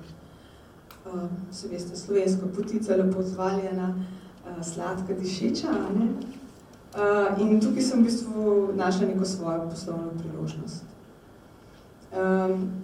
Lahko povem, da mi je pri uresničitvi te moje zamisli pomagalo tudi podjetje, ki je moje ideje zelo hitro razumelo in v njej tudi videla en potencial, podjetje Zeršek, ker jaz pač strokovno nisem bila podkovana, da bi to idejo lahko speljala tako daleč, da bi bili izdelki že za na tržišče. Tako da smo skupaj razvili izdelke, to so miniaturne potičke. Gospa Turk je pa prej omenila, da sem inovatorka. No, prav inovatorka nisem. Je pa pri teh miniaturnih potičkah ena stvar drugačna, kot sicer potice izdelujemo, in sicer so te potičke narejene na sistem do peke, se pravi, da so samo na pol pečene, zamrznjene in potem se dopečejo in pakirajo in ponujajo po potrebi. No, zdaj bi pa še, moram tukaj še eno stvar povedati, ko že govorimo o inovacijah, se pravi, jaz pravzaprav v sodelovanju z Zerški pravzaprav nismo nekaj blazno novega odkrili, nismo odkrili tople vode, smo pa pravzaprav združili dve stvari, ki sicer obstajate že na drugih področjih, do peka ni pač nič novega, globoko zamrzovanje tudi ni nič novega. Smo pa to združili na enem novem, drugem izdelku in enostavno dobili produkt, ki ima pa popolnoma drugačne možnosti za postrežbo, za promocijo, za nove produkte, za drugačen način ponudbe. Če sem odgovorila, mogoče še kakšno podvprašanje imate? Nikar se ne podcenjujte, kajti to je inovativno in danes bi težko našli enih 5, ne vem, Nobelov pa še kakšne take super inovatorje, kot jih poznamo v naših pojmih in pojmovanjih, kdo in kaj je inovator. Vsaka nova izboljšava, sprememba, izkoristek tistega, kar že je in dodatek v nekaj novega, v neko novo ponudbo, posebej v storitveno ponudbo, je na nek način inovacija, sploh takrat, ko začne že prinašati dohodek, tako da vas bom še kar naprej deklarirala za inovatorko, še posebej zato, ker je dejstvo, da v Sloveniji se ženske, jaz ne vem zakaj, smatramo, da nismo zelo inovativne. Naj vam podam naslednji podatek, ki velja, ne. Veste, da Spirit vsako leto, zdaj mislim, da že 8 let podeljuje nagrade za inovacije. Ne bom naštevala, da tudi gospodarska zbornica to počne, pa da tudi tam obstaja določena statistika. No in izmed 629 izročenih nagrad za inovacije v 5 letih razpisa Spiritovega za najbolj inovativne recimo rešitve v gospodarstvu, je bilo vsega skupaj 43krat omenjeno žensko ime. Ampak še to v kombinaciji z kakšnim timom in tako naprej, večinoma pa sploh je bila v timu, ne pa recimo nosilka, pa je najbrž tudi prispevala k temu. Hočem povedati to, da moramo tudi to sposobnost generiranja novih idej ceniti kot inovativnost. V tem je naš problem. Jaz osebno velikokrat srečujem okolja, kjer ljudje nimajo idej, pa stojijo pred njimi, jih ne zaznajo. Zato je pomembno zaznati to priložnost, to drugačnost, ta izziv, predvsem pa problem v družbi, kot smo prej slišali. Če povzamem po tem, kar smo do zdaj poslušali, ne? Okolje, ljudje, moč, energija, spoznati to potrebo in iti naprej. Vse ostalo pa imamo vse pravzaprav tukaj v Sloveniji na razpolago, še vemo, kaj imamo, zelo nam je dobro, še posebej ob temu, kar doživljajo narodi, ki so zdaj v eksodusu. Tako da, kar koražno naprej, nekaj ste še hotela povedati. Ja, ko smo govorili ravno o novih idejah, o inovativnosti, v bistvu bi tukaj želela vzpodbuditi vse tiste mlade ali pa tudi malo manj mlade, jaz mogoče že sodim malo višjo starostno kategorijo, malo manj mladih, da vse svoje ideje ne držijo zase in sami premlevajo v njih, ne, mogoče samo v nekem možnem krogu, ampak da jih izpostavijo, da v njih govorijo, da povejo, da se pojavijo, da se prijavijo v inkubatorje, podjetniške inkubatorje, podjetniške pospeševalnike, da hodijo na startup vikende, da se, ne vem, udeležujejo raznih debat podjetniških in tako pravzaprav je to tista prvi stik z okoljem, tam najprej lahko preverijo, ali ta njihova ideja sploh nosi nek potencial, je zanimiva in tukaj pravzaprav ne rabe nekega velikega kapitala. Tako da mislim, da je prav, da se čim več pogovarjamo o svojih idejah. Hvala lepa.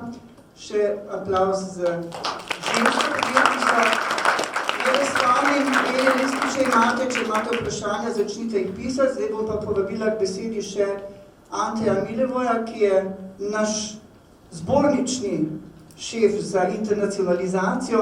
In zakaj? Anteja sem prosila, da naj z vidika malih podjetij v Sloveniji pove, kakšne bi bile izkušnje, kakšne bi bile priložnosti, kaj vse bi se dalo postoriti, pa čeprav si še majhen, da greš v svet s svojo ponudbo. Ante ima različne izkušnje, ni samo na zbornici, zdaj in že bil aktiven predvsem v Centru za mednarodno sodelovanje. Ante je tudi sam kar nekaj časa bil pomemben poslovnež v večjem gospodarskem sistemu v Turčiji, tako da ima takšno in drugačno izkušnjo. Prisluhnimo. Hvala lepa, Marta. Gospod in gospodje, če začnem na koncu, Turčija je izpostavljena in vaša današnja glavna tema žensko podjetništvo, tako ali drugače, tudi v Istanbulu in tudi širše v Turčiji velja. Če si strokovan, če imaš argumente v svojih izjavah, ni važno, ali govoriš z mlado osebo, z starejšo osebo, z moškim ali žensko. Tako da tudi v Istanbulu in širše seveda so predsodki kot vse posod, ampak tam, kjer je volja, je tudi pot in marsikdo, ki je z mano delal v tem obdobju, so bile ženske in tu mlade ženske. Vsekaj, hoče toliko za začetek in vas pobudo. Tukaj pa bi vam rad predstavil, kdo smo v Centru za mednarodno poslovanje, predvsem pa kaj delamo, kako delamo in čemu sledimo in kje vidimo dodano vrednost za naše uporabnike. Vse skupaj, kar delamo v centru oziroma v CEMP-u, brandiramo kot Go International Slovenija, se pravi nek brand, ki vsakomur pove, da skušamo z produkti, storitvami pridati na neke tuje trge. Po sredu je član GZS, vse, kar delamo, se seveda sprašujemo, kje je tukaj dodana vrednost za člana GZS. Točka 1, vidite napisano svetovanje in podpora člana. Zelo mogoče široko zastavljena fraza, vendar za nas je to core business. Pri svetovanju imamo v mislih konkretno podjetje, konkretno pravno osebo, ki jo poslušamo in še enkrat poslušamo in potem na tej osnovi razvijamo neko dvosmerno komunikacijo, katere cilj je, da uspe na nekem trgu. Delamo tudi poslovne dogodke, morda potem tudi najbolj poznate naš center, katerih cilj je spet skozi plejado nekaj različnih orodij pridobiti nove poslovne kontakte, ki vam bodo nekje na nekem trgu v tujini pomagali. Povezujemo podjetja, tudi ta beseda je bila danes velikokrat uporabljena, tudi naša izkušnja je, da sami izvozniki, se pravi ljudje, ki hodijo v tujino, že na Brniku se tako čudno gledamo, ne vem, nekje vas poznam, pa ne vem, kam bi vas dal, ampak ko govorimo, pa nobenega nikoli. Potem pridemo na isto letalo, se gledamo po diagonali, izstopimo na istem letališču, ven šli tam nekje, ko vprašamo, a ste vi slučajno ta pa ta. Ta izkušnja je kar dokaj frekventna, zato smo rekli, po številko 3 moramo načrtno sistemsko povezovati podjetja različna, zato uporabljamo različna orodja, ali je to, da združimo skupino podjetij, ki fungirajo v Indiji, ali skupino podjetij, ki fungirajo na arabske trge, skupni imenovalce pa enak. Če združiš 20 poslovnežev, ki že sicer hodijo recimo na Middle East, v enem prostoru, v enem času, plejada 20 ljudi, da našteto odgovorov, našteto informacij, našteto kontaktov in s tem je možnost za izumljanje tople vode do bližje. Izdajamo tudi poslovne publikacije, se pravi, nekdo izmed vas je slišal, da ima v Indiji neko priložnost, pa ne ve, kako bi se tega lopil. Pride do nas, mu seveda naredimo unikum svetovanja, ampak krati ga tudi upozorimo, da imamo priročnik o poslovanju z Indiji, kjer boste na 78 straneh izvedeli vse, kar boste izvedeli o poslovanju s to državo. Kako gledamo na ta posel? Se pravi, izhajamo iz tega, da cenimo čas naših uporabnikov. Če to prevedem, firma XY pride do mene in reče, želim priti na Dunaj, želim priti v London. Seveda po vseh teh vprašanjih, jaz obljubam, da bom seznam pravih podjetij, ampak ne bom vam dal 152 podjetij v Excelu z e-maili in delite v te točke, kar želite, da vam bom dve, mogoče 3 osebe iz Londona, ki jih osebno poznam in jaz se bom po vašem imenu obrnil na te 3 osebe. Feedback, ki ga dobivamo, je seveda veliko boljši strani naših uporabnikov na ta predlog. Smo odzivni, kreativni, dnevno komuniciramo s podjetji. V mojih ekip je 10 kolegov, vsak naredi cirka 23 kontaktov. Evo, da si me dobila. In je bilo tako mišljeno. 23 kontaktov z različnimi osebami na dan. Posredujemo preverjene kontakte. To se mi zdi zelo pomembno. Seveda tudi mi sodelujemo z drugimi partnerji na področju internacionalizacije v prvi vrsti preko zbornične mreže po svetu. Vsaki državi, ki je za nas zanimiva, imamo partnersko zbornico, tam poznamo človeka z imenom in priimkom in z njim imamo neki osebni odnos. Ne gradimo pa vsega na tem zborničnem sistemu, ampak seveda imamo tudi neformalni networking. Ja, po enem stavku, poslovno svetovanje 1 na 1, naša najbolj prepoznavna storitev, prilagojena vsakemu izmed vas. Za vas ta storitev pomeni dodano vrednost v smislu časovne, kadrovske, finančne funkcije in se direktno aplicira na vašo bilanco. Kot sem rekel, imamo mrežo kontaktov na vseh glavnih mednarodnih trgih, tam, kjer je seveda interes slovenskega gospodarstva. Prehajam na drugo skupino poslovnih dogodkih. Kaj delamo? Seveda imamo dogodke, kjer imamo tudi protokol, PowerPointe in govore in tako naprej, ampak največ dogodkov je pa tako, kot jih vidite tukaj. Spravimo na isto mesto v istem času poslovneže, za katere vemo, da nekaj iščejo in na drugi strani najdemo tiste slovenska podjetja, ki to lahko ponudijo in potem nastanejo take fotografije ali pa take.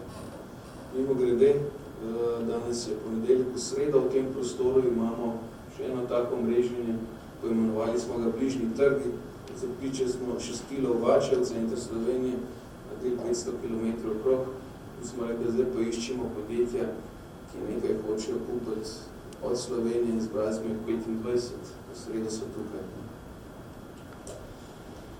Kaj še delamo poleg tega?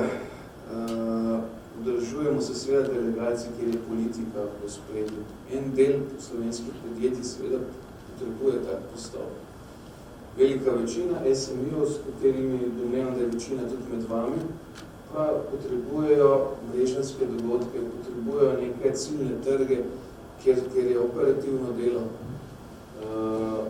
potrebuje neke matchmaking sejme, kot je tam na koncu v Bratislavi.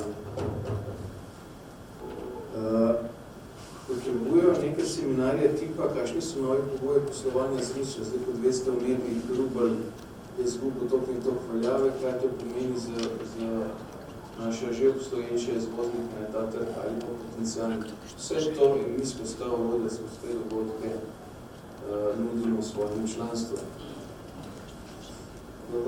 Za vaš občutek, lansko leto, recimo cirka 100 dogodkov, smo zarotirali cirka 7000 udeležencev. Prej sem govoril o povezovanju podjetij. Tukaj je samo en del teh, če ima kdo od vas interes, se pravi, če že posluje na določenem trgu, pa včasih ima pomisleke, da ima vse informacije, da samo delno ve o dogajanju, da je seveda dobrodošel, da nas kontaktira in da bomo usmerili v enega izmed teh skupin ali poslovnih klubov. Te zadeve so free of charge, brezplačne in pač so na voljo vsem našim članstvom. Prej sem omenil priročnike, to so poklice teh 246 priročnikov. Če bo kdo od vas interes, da bo kaj prav ob večerih zimskih dobrodošel. Kdo smo mi? Seveda vsi od vas ste dobrodošli, da me cukate za rokav in se že kar zdaj zmenjamo vizitke. Zadaj pa je ekipa 7 ljudi. Vsak je doma na določenem tujem trgu in ima na tem trgu neke kontakte, ki vam bojo pomoč pri vaših bodočih aktivnostih na tujih trgih z namenom, da naredite izvoz, za namenom, da je vaša bilanca izgledala lepša. Imam še 5 minut? Do zdaj sem vam govoril mikro. Seveda se pa tudi mi zavedamo, da je makro okolje tisto, kar nas opredeljuje in temu primerno tudi mi naše storitve in našo komunikacijo s članstvom priredimo. Dejstvo je tudi temu, da govorimo o globalnem svetu, so države, kamor največ izvaža. In tle je tudi naš največji fokus in najbrž tudi vaš. Podobna torta, ampak z vidika dejavnosti. No, še ena torta, se pravi, skozi govorimo o BRICS-u, tako imenujemo o BRICS-u. BRICS je samo teoretični pojem. Ne bom tistim, ki to zelo pomeni, seveda ga ne bom zdaj toliko dol, ampak dejstvo je kot gospodarstvo, kot država, smo največ vezani na EU trge. Spremljamo seveda tudi večje spremembe na trgih, kar nas oblikujejo tudi v naših bodočih aktivnostih, seveda. Tukaj imate glavne spremembe konec 2014, ampak danes v tem trenutku mi bila na mestu Švice seveda Rusija. Rubel je padel, kupna moč Rusov je šla dol, temu primerno se vse razpolovili iz vidika našega poslovanja iz tem trgu. Vse to na nas vpliva in vse to mi dnevno spremljamo, da lahko to potem tudi vas temu primerno servisiramo. Trgovinska bilanca, ne koliko pesmi, mi smo dolga leta več uvažali kot izvažali, zdaj smo prišli na break-even point konc lanskega leta in to je nek moment, ki nam lahko da dodatni optimizem, da gremo v pravi smeri. Vedno dobrodošli v Centru za mednarodno poslovanje. Ne znamo vse te jezike, znamo jih pa tam, 7-8 različnih, ne znamo komunicirati. Hvala lepa. Hvala lepa, Ante. Mislim, da je bilo tudi to izdatno informiranje o tem, kako na tuje trge. Skratka, odgovorov imamo veliko, pa jih najdete tudi na spletu. Imam že nekaj vprašanj in sicer eno vprašanje je, na koga se najprej obrniti z idejo in ustanovitvijo socialnega podjetja. Tomaž? A ti zame? Ja, verjetno. Zdaj, veste, eno zgodbo moramo tukaj razčistiti čist, ne. Kar se tiče ustanovitve socialnega podjetja, je tako, da v bistvu v Sloveniji ne morate ustanoviti socialnega podjetja, ga pa registrirate. To pomeni, zakonodaja je predvsej odprta na tem področju, vi lahko praktično katerokoli pravno osebo ustanovite, celo društvo, ali pa recimo ustanovo, pa tudi zadrugo, pa tudi vse, kar je po zakonu o gospodarskih družbah razen SP-ja, vi potem v bistvu ustanovite tako, kot se ustanovi že po zakonodaji, kaj imamo že dolg. Veliko od tega se da tudi ustanoviti na točkah VEM in vam pomagajo tam. Načeloma potem za druge stvari, kar se na točkah VEM ne da zmeniti, recimo, če bi zasebni zavod ustanavljali, po navadi pridejo na vrsto kakšni notarji oziroma pač pravniki, ki se s temi zadevami ukvarjajo in vam pomagajo firme ustanavljati. Tudi jaz na tem področju lahko pomagam, ker tudi jaz na tem področju svetujem, kako firmo ustanoviti. Seveda še enkrat ponavljam tiste, ki se na VEM-u ne dajo, večina se jih pa itak tam da. Potem pa vse ostalo je pa potem zgodba registracije. To pa dam pač tiskam, me je to vprašal, dam zelo enostavno navodilo. Vi registrirate socialno podjetje točno tam, kjer ste ustanovili vašo firmo. Zdaj, večina pravnih oseb se itak ustanavlja na sodnem registru, tako da potem date tam vlogo, da vam dajo status socialnega podjetja. Če pa recimo ste ustanovili društvo, se pa to dogaja na upravni enoti, če imate pa recimo fundacijo, treba pa na pristojno ministrstvo. Skratka, tam, kjer ste ustanovili svoje podjetje, ga potem tudi registrirate v socialno podjetje, če si seveda tega želite. A veste, ker to, da si socialni podjetnik, ni nujno, da si tudi registriran. Ker jaz mislim, da bistvo socialnega podjetništva je kako vi gledate na posel in kako vi gledate, kako vi dojemate, kaj vaše podjetje dela v nekem okolju. Zdaj, če pa si želite registracije socialnega podjetja, potem pa je postopek tak, kot sem zdaj opisal. Skratka, pri isti službi, kjer ste že v osnovi firmo ustanovili. In še enkrat, da si zapomnimo, ne da se ustanoviti socialnega podjetja, vi morate imeti najprej nekaj že ustanovljeno in ga potem samo registrirate. Sam iz prakse, če imate socialno podjetje, morate ta status potem dokazovati s številom zaposlenih, težko zaposljivih in okolikor ne, vas potem zbrišejo iz evidence socialnih podjetij. Tako da, tako kot je povedal Tomaž, res zakaj imeti socialno podjetje je ključno, ne? Mogoče sam statistika za konc. Trenutno jih imamo, registrira se jih je 100, ravno 100 v Sloveniji in 7 jih je država že zbrisala, ker pač niso to, kar je zdaj Marinka povedala. Namreč, če se registrira, potem vam zakon pač naloži določene stvari, ki jih morate spoštovati in če jih ne, vam potem status vzamejo. To ne pomeni, da vam zaprejo firmo, to ne pomeni tega, samo status zgubite. To je dejstvo. Hvala lepa.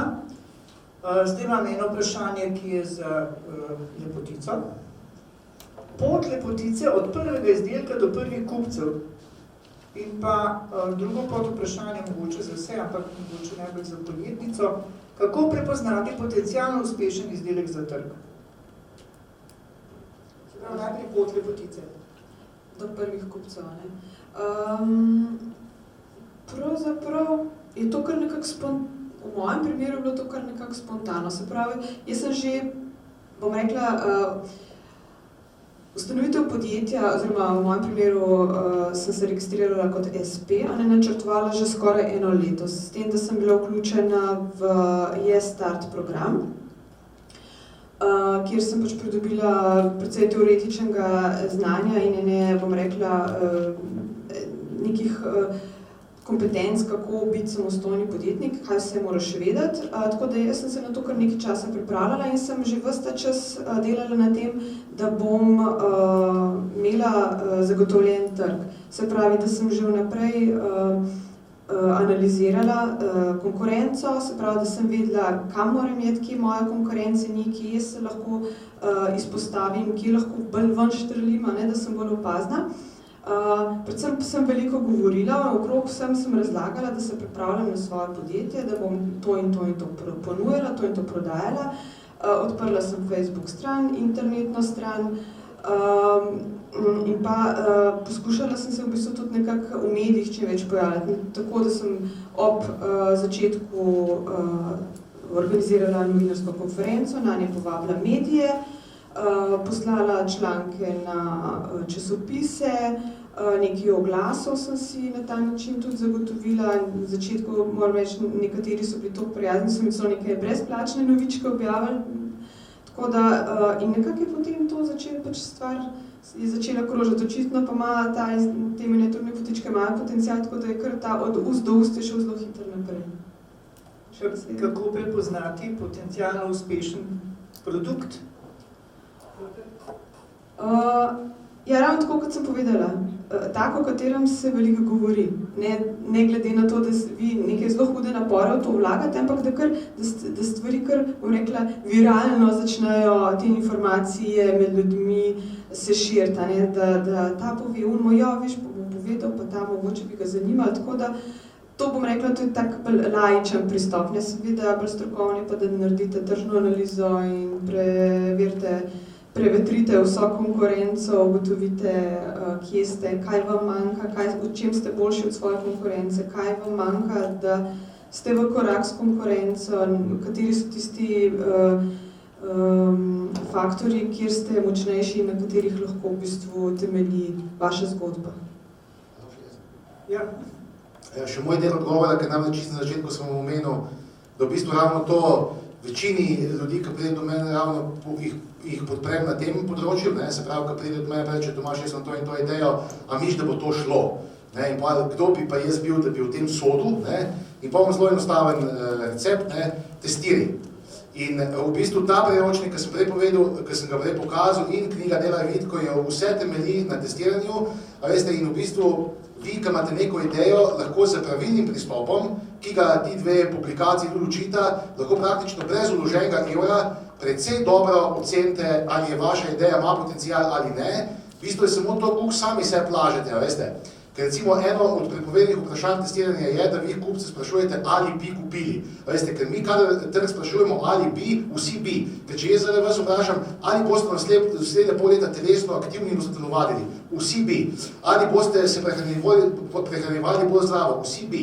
Veste, vam to ego pumpa v smislu, kako super idejo imam, vsi bi, pa kad vi ponudite en ne, nimajo denarja, pri drug mesec, No, a veste, zdaj, če ste vi iskreni in ne postavljate takih vprašanj, ki vam v bistvu božajo ego, ampak v bistvu postavljate res prava vprašanja, si postavljate ves čas ogledalo in tudi, če je ideja slaba, ki jo znate ubiti in iti ponovo in jo spet naprej pelati, potem se zdi, da je to prava pot. Statistično je pa tako, veste, da od 3800 idej, ki se ljudem prorodijo v glavah, se samo ena realizira in od teh realiziranih jih 9 od 10 umre.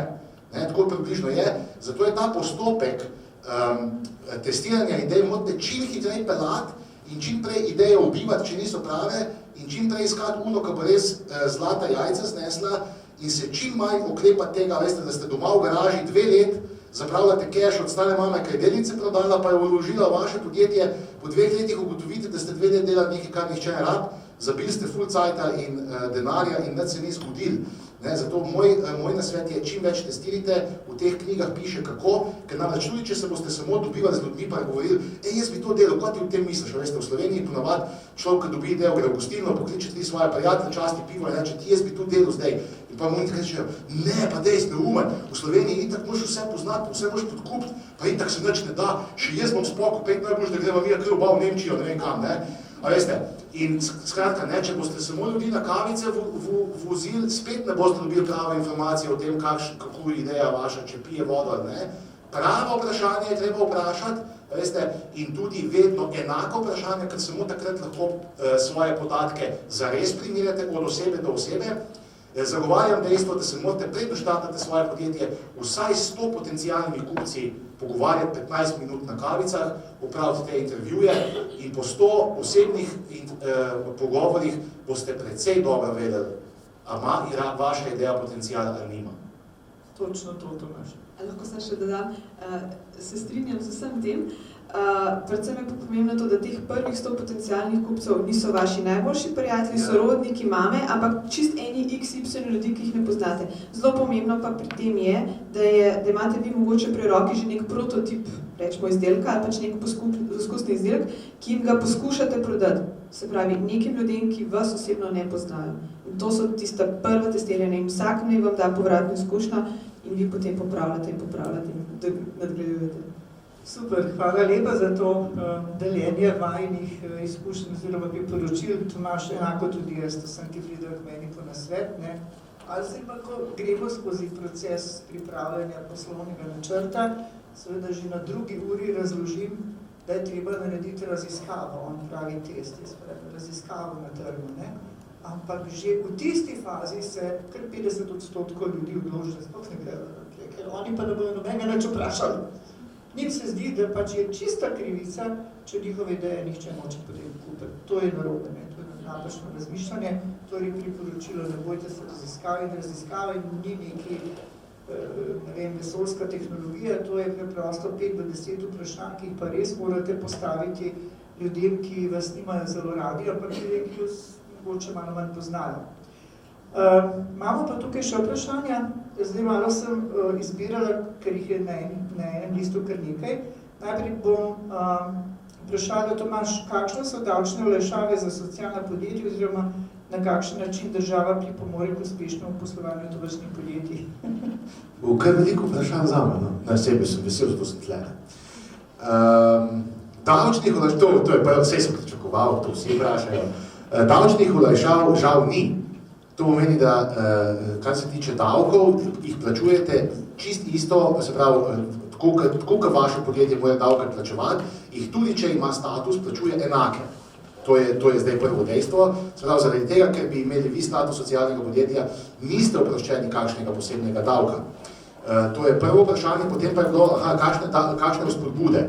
Zdaj je tako, socialno podjetništvo je prišlo na prioriteto 17 področij Evropske unije, ki se bodo razvijala do leta 2020, tako da obljublja se vse sorte, ampak jaz tako, zdaj nekako sem počasno nehal verjeti, ker to, pa hodimo na te konference, pa sami sebe, tam se že vsi poznamo, pa sami sebe prepričujemo, koliko smo fajn, pa koliko bo zdaj neka Evropska unija dala denarja, pa ta denar, pa kar ni, pa ni. Skratka, obljubljena so sredstva tudi iz Evropske unije, za spodbujanje socialnega podjetništva. Tisti, ki to vprašamo, dam na svet, spremljajte spletno stran Ministrstva za gospodarstvo in tehnologijo, ker namreč to je resorno ministrstvo za spodbujanje socialnega podjetništva in prepričan sem, da večina javnih razpisov bo objavljenih na njihovi spletni strani, večina celo iz njihovega fonda.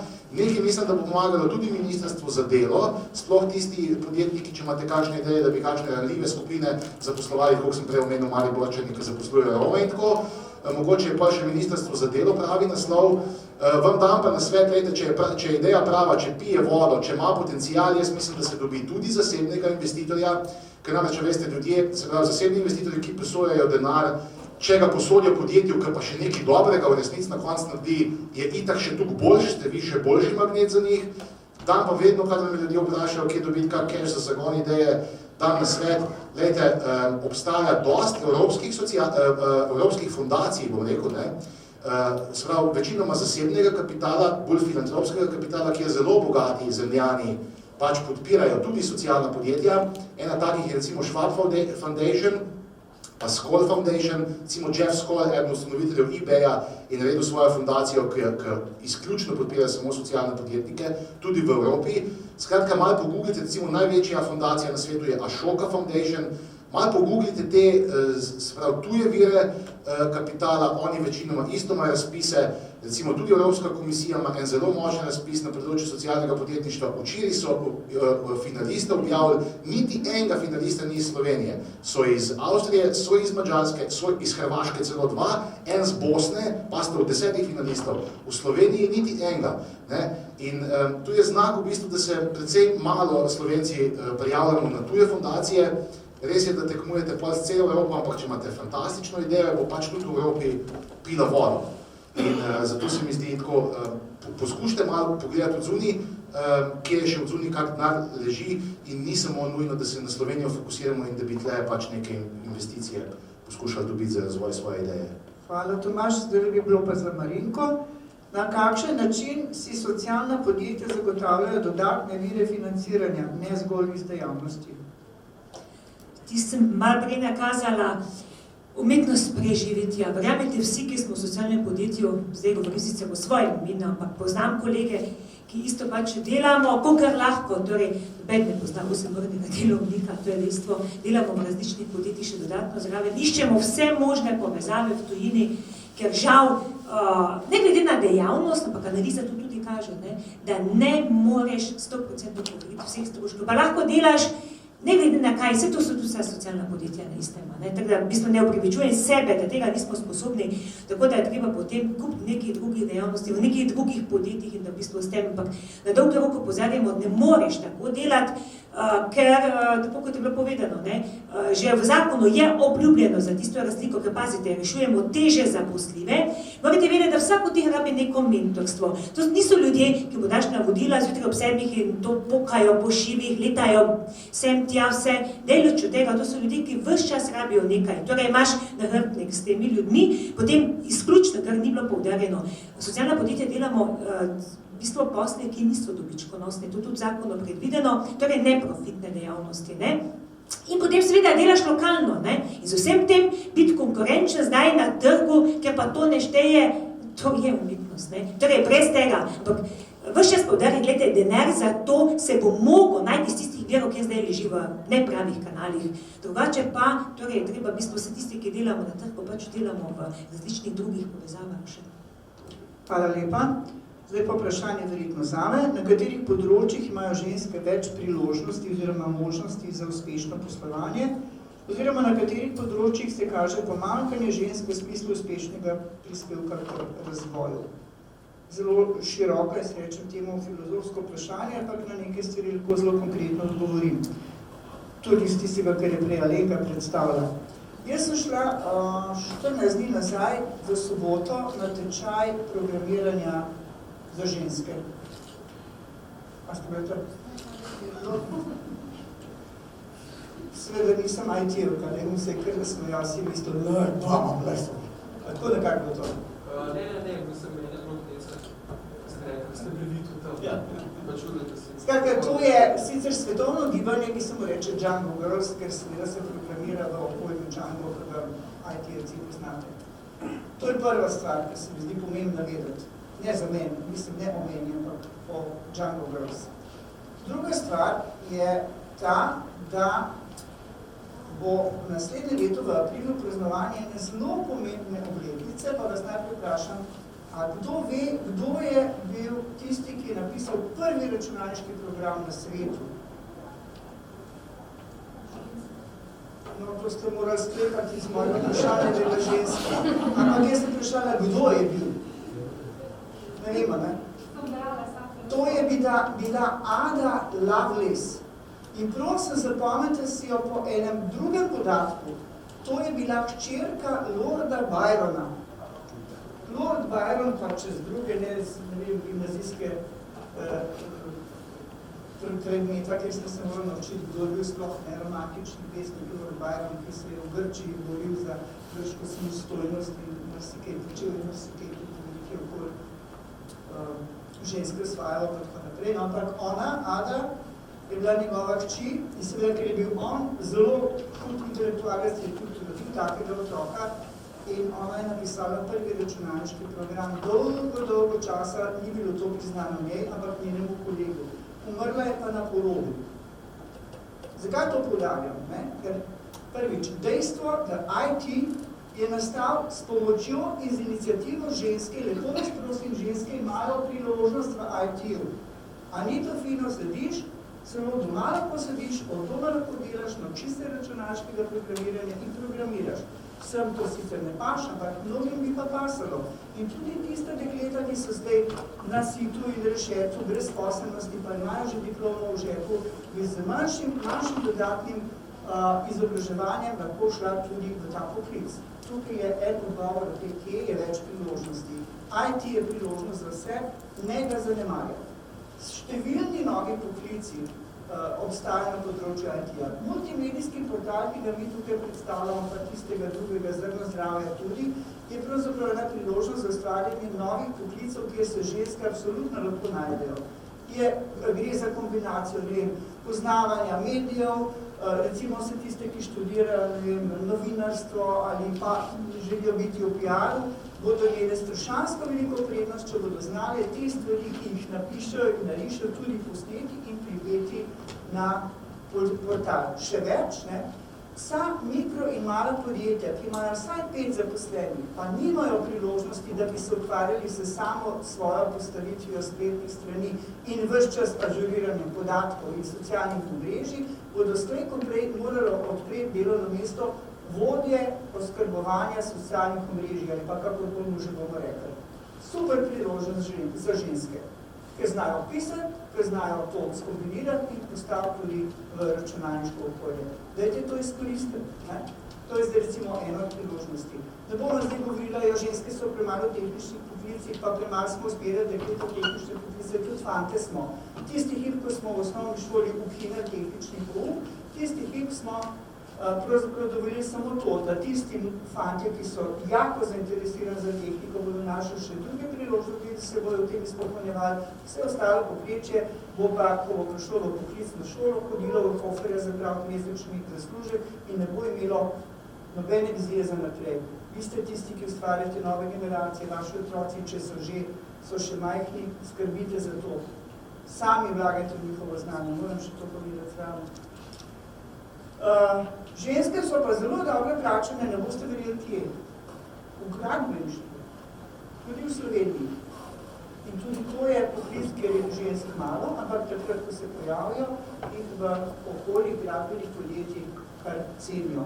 No, da ne govorim o tem, da seveda gradbeništvo v Sloveniji zdaj doživljajo drugo hudo krizo, pa da se bo tudi tukaj morali kako še spremeniti. Upam, da sem vsaj delno odgovorila na to vprašanje, upam, da bomo kasneje imeli še priložnost.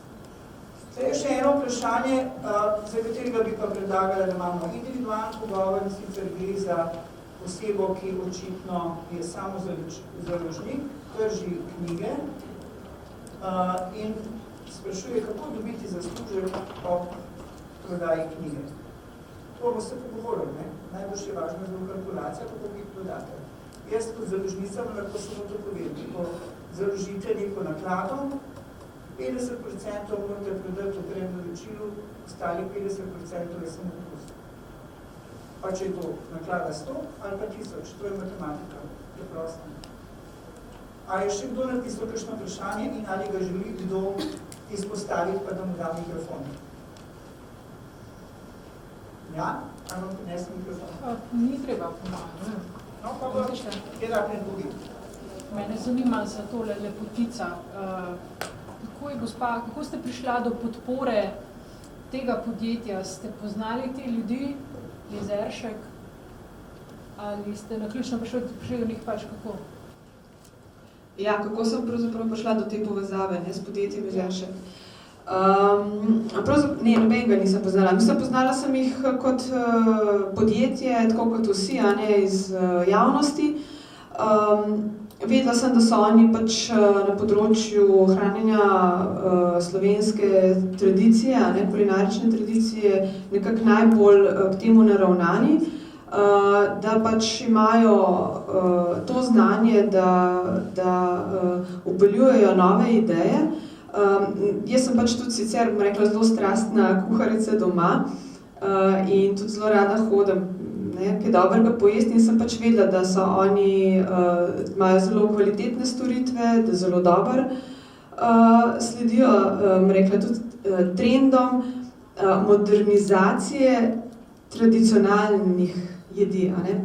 In se mi je zdelo, glede na to, da sem jaz tudi želela modernizirati nekaj tradicionalnega, kot naprimer lepotica, a ne? Se mi je zdelo, da mogoče bi to šlo v njihov kontekst.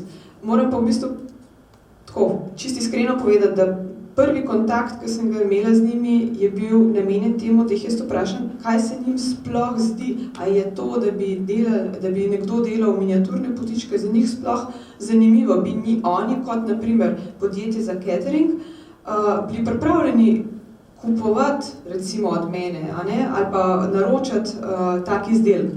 Čisto eno tako, bom rekla, analitično vprašanje sem jim hotela zastaviti. No, ampak se je potem zelo hitro izkazalo, da pač v tem vidijo en velik potencial in so mi kar že skoraj na prvem sestanku ponudili resno sodelovanje, tako da pač sploh z nadaljnjimi pogovori se je to tudi uresničilo.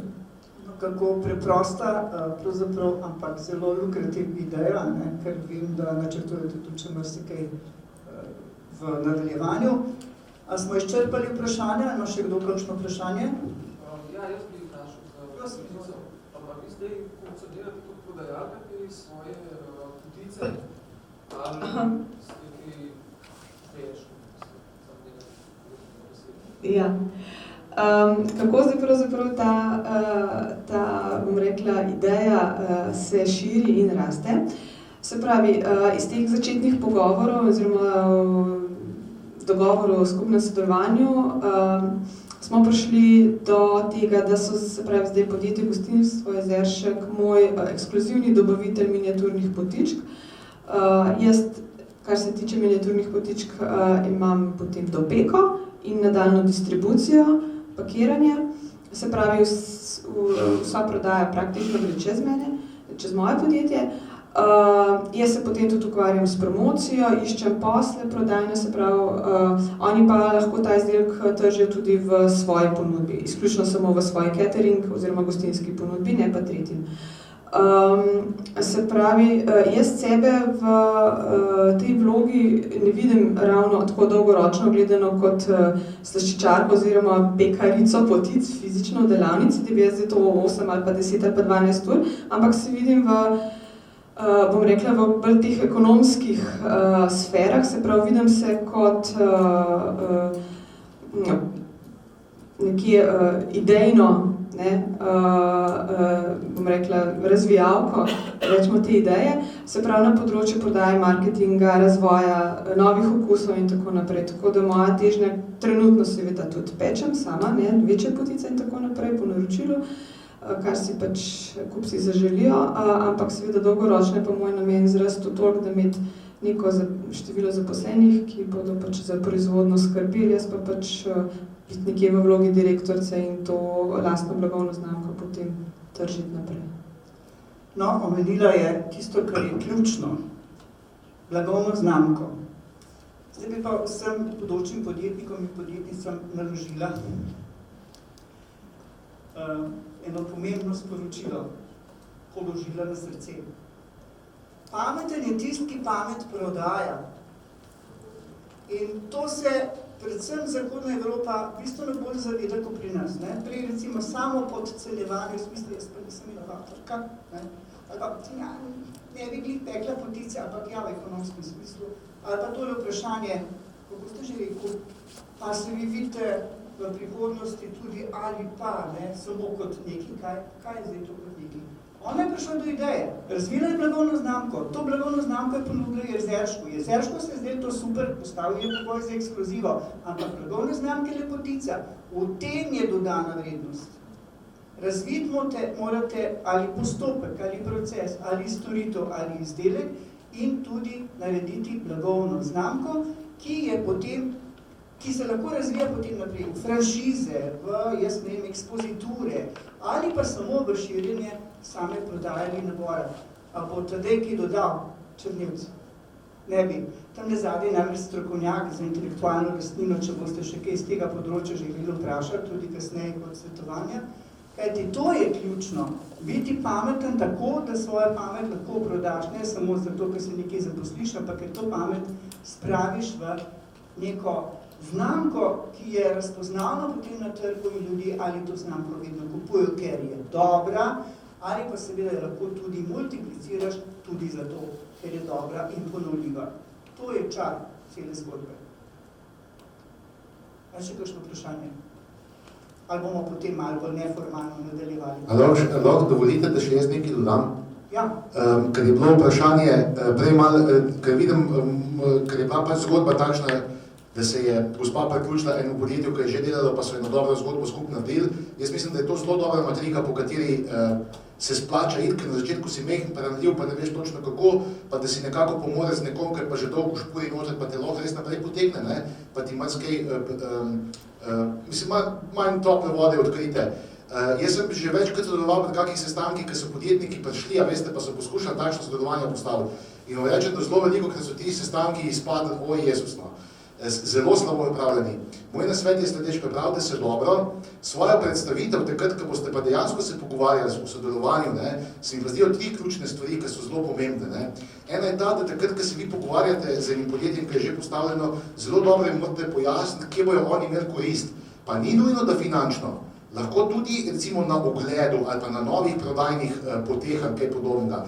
Važno je, da vi dobro razložite, v čem je korist, ali pa pač preprosto posel. Mi v te potičke meni delate, vsaki od te evro zaslužili pika, fertik, ne? Ali pa imamo potičke ful super, pa boste vi zraven, vas bomo brendirali zraven, pa boste ful super izpadli, ker nam potičke delate. Ampak bistvo je, da oni vidijo korist, se pravi, da velik mora videti v tem korist. Druga stvar je, to večino podjetnikov v začetku pozabi, glejte, bistvo novih poslov je vedno risk, to je po slovensk tveganje. Glejte, vi morate nekako svojo zgodbo tako prepeljati, da ta podjetnik, ki bo šel z vami v Španovijo, ki se bo z vami poročil, to je bolj poroka, kaj ne, veste, ker pa na konci je tako, ne, se veliko vidite. Ker se bo z vami poročil, je zelo pomembno, da mu date jasen signal, da vi tudi tveganje prevzamete. Ker v smislu, ne, kao, jaz bi potički nosil, ti boš pa vse naredil, a veste, to se nikoli ne izide. Takrat, ko so te z ljudmi pogovarjali, dajte jim občutek, da boste vi tveganje prevzeli, skratka, da ga razbremenite tega, da če šlo kaj narobe, da bomo še več problemov imeli, kaj jih ima zdaj. In to večinoma pri teh prezentacijah, a veste, tudi ljudje čisto pozabijo povedati, ne, skratka, občutek dajte, da vi prevzemate tveganje, da on lahko samo dobi, zgubiti ne more nič. Tretja stvar, kar je tudi zelo velikokrat narobe, to je pa zadnja stvar, ki bi rad vam povedal, je pa ta, velikokrat se ljudje pogovarjajo z napačnimi ljudmi, sploh če se spravljate na te večje, ker namreč pa vsi štartajo na direktorja. Ampak gledajte, v velikih podjetjih direktorjev resnic ima bolj malo besede, sploh če je tako, veste, da ima še upravni odbor, ki ga nastavijo, pa ga na koncu kakšna politika nastavijo. On bolj podpisuje, pa malo za medije se slika tam, ne. A veste, vi morate najti v podjetju res pravega človeka, ki je hkrati tako visoko, da odloča o nečem, hkrati pa tako nizko, da dejansko obvlada področje in bo res, mislim, je ekspert iz tega in bo vedel, če so to sploh zmožni narediti, pa bo nekako ocenil, če se mu to sodelovanje izplača. Tako da to je pa pol dobro malo analize prej narediti, da vi v bistvu sploh pogruntate, na koga dejansko štartati. In še enkrat ponavljam, v večjih podjetjih ponavadi to niso oni izvršni direktorji, na vrh, ki jih vidite v predmevih pa v časopisih. So to drugi ljudje. Vlada v tem manjših, tako da ne, do 30-50 zaposlenih pa ponavadi direktor odloča vsem. Tako da to je tudi pomembno, veste, ker ponavadi, ker enkrat rečejo ne, je pol ne. Pa tudi, če bi pa rekli, imate pa mogoče pa dobro, a ne, ker smo rekli ne, ker mi pač, ne tako, moramo skrbeti, da se držimo tega, kaj rečemo. In je škoda, da zapravite priložnost, da vam rečejo ne, pa se mogoče samo spravili s človekom niste pogovarjali. In to je to, srečno. Bravo, hvala lepa. Zakaj bi ne pomagal, ki že uveljavljam na trgu, jaz pa ne, če on ve, da bom jaz pa postal njegova konkurenca?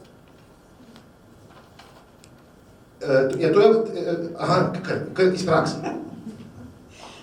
No, jaz lahko čisto iz prakse rečem samo to, da tisti, ki je velik in dober in se zaveda svojega poslanstva, nate ne bo gledal kot na konkurenco, ampak kot na priložnost. In če še malo širše pogleda, se v bistvu s tem lahko naredi več reklame, kot pa novo konkurenco. Se pravi, s tem, da podpre mlajše, dobi mogoče neko širitev ponudbe, neko dodano ponudbo, te vključijo v svoj posel. Tako da jaz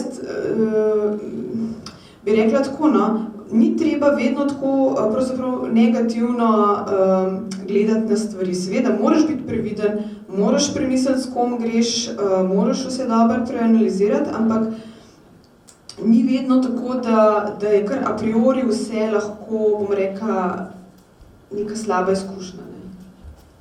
Hvala lepa. Jaz predlagam, če ni prav tehnega vprašanja, da nadaljujemo pogovor tam ne zunaj, čakajo vas še svetovalci, da boste tudi njih poprašali v kakšni temi, pa ob neformalnem pogovoru se bodo verjetno razkrili še kakšne druge skrivnosti v poslovanju.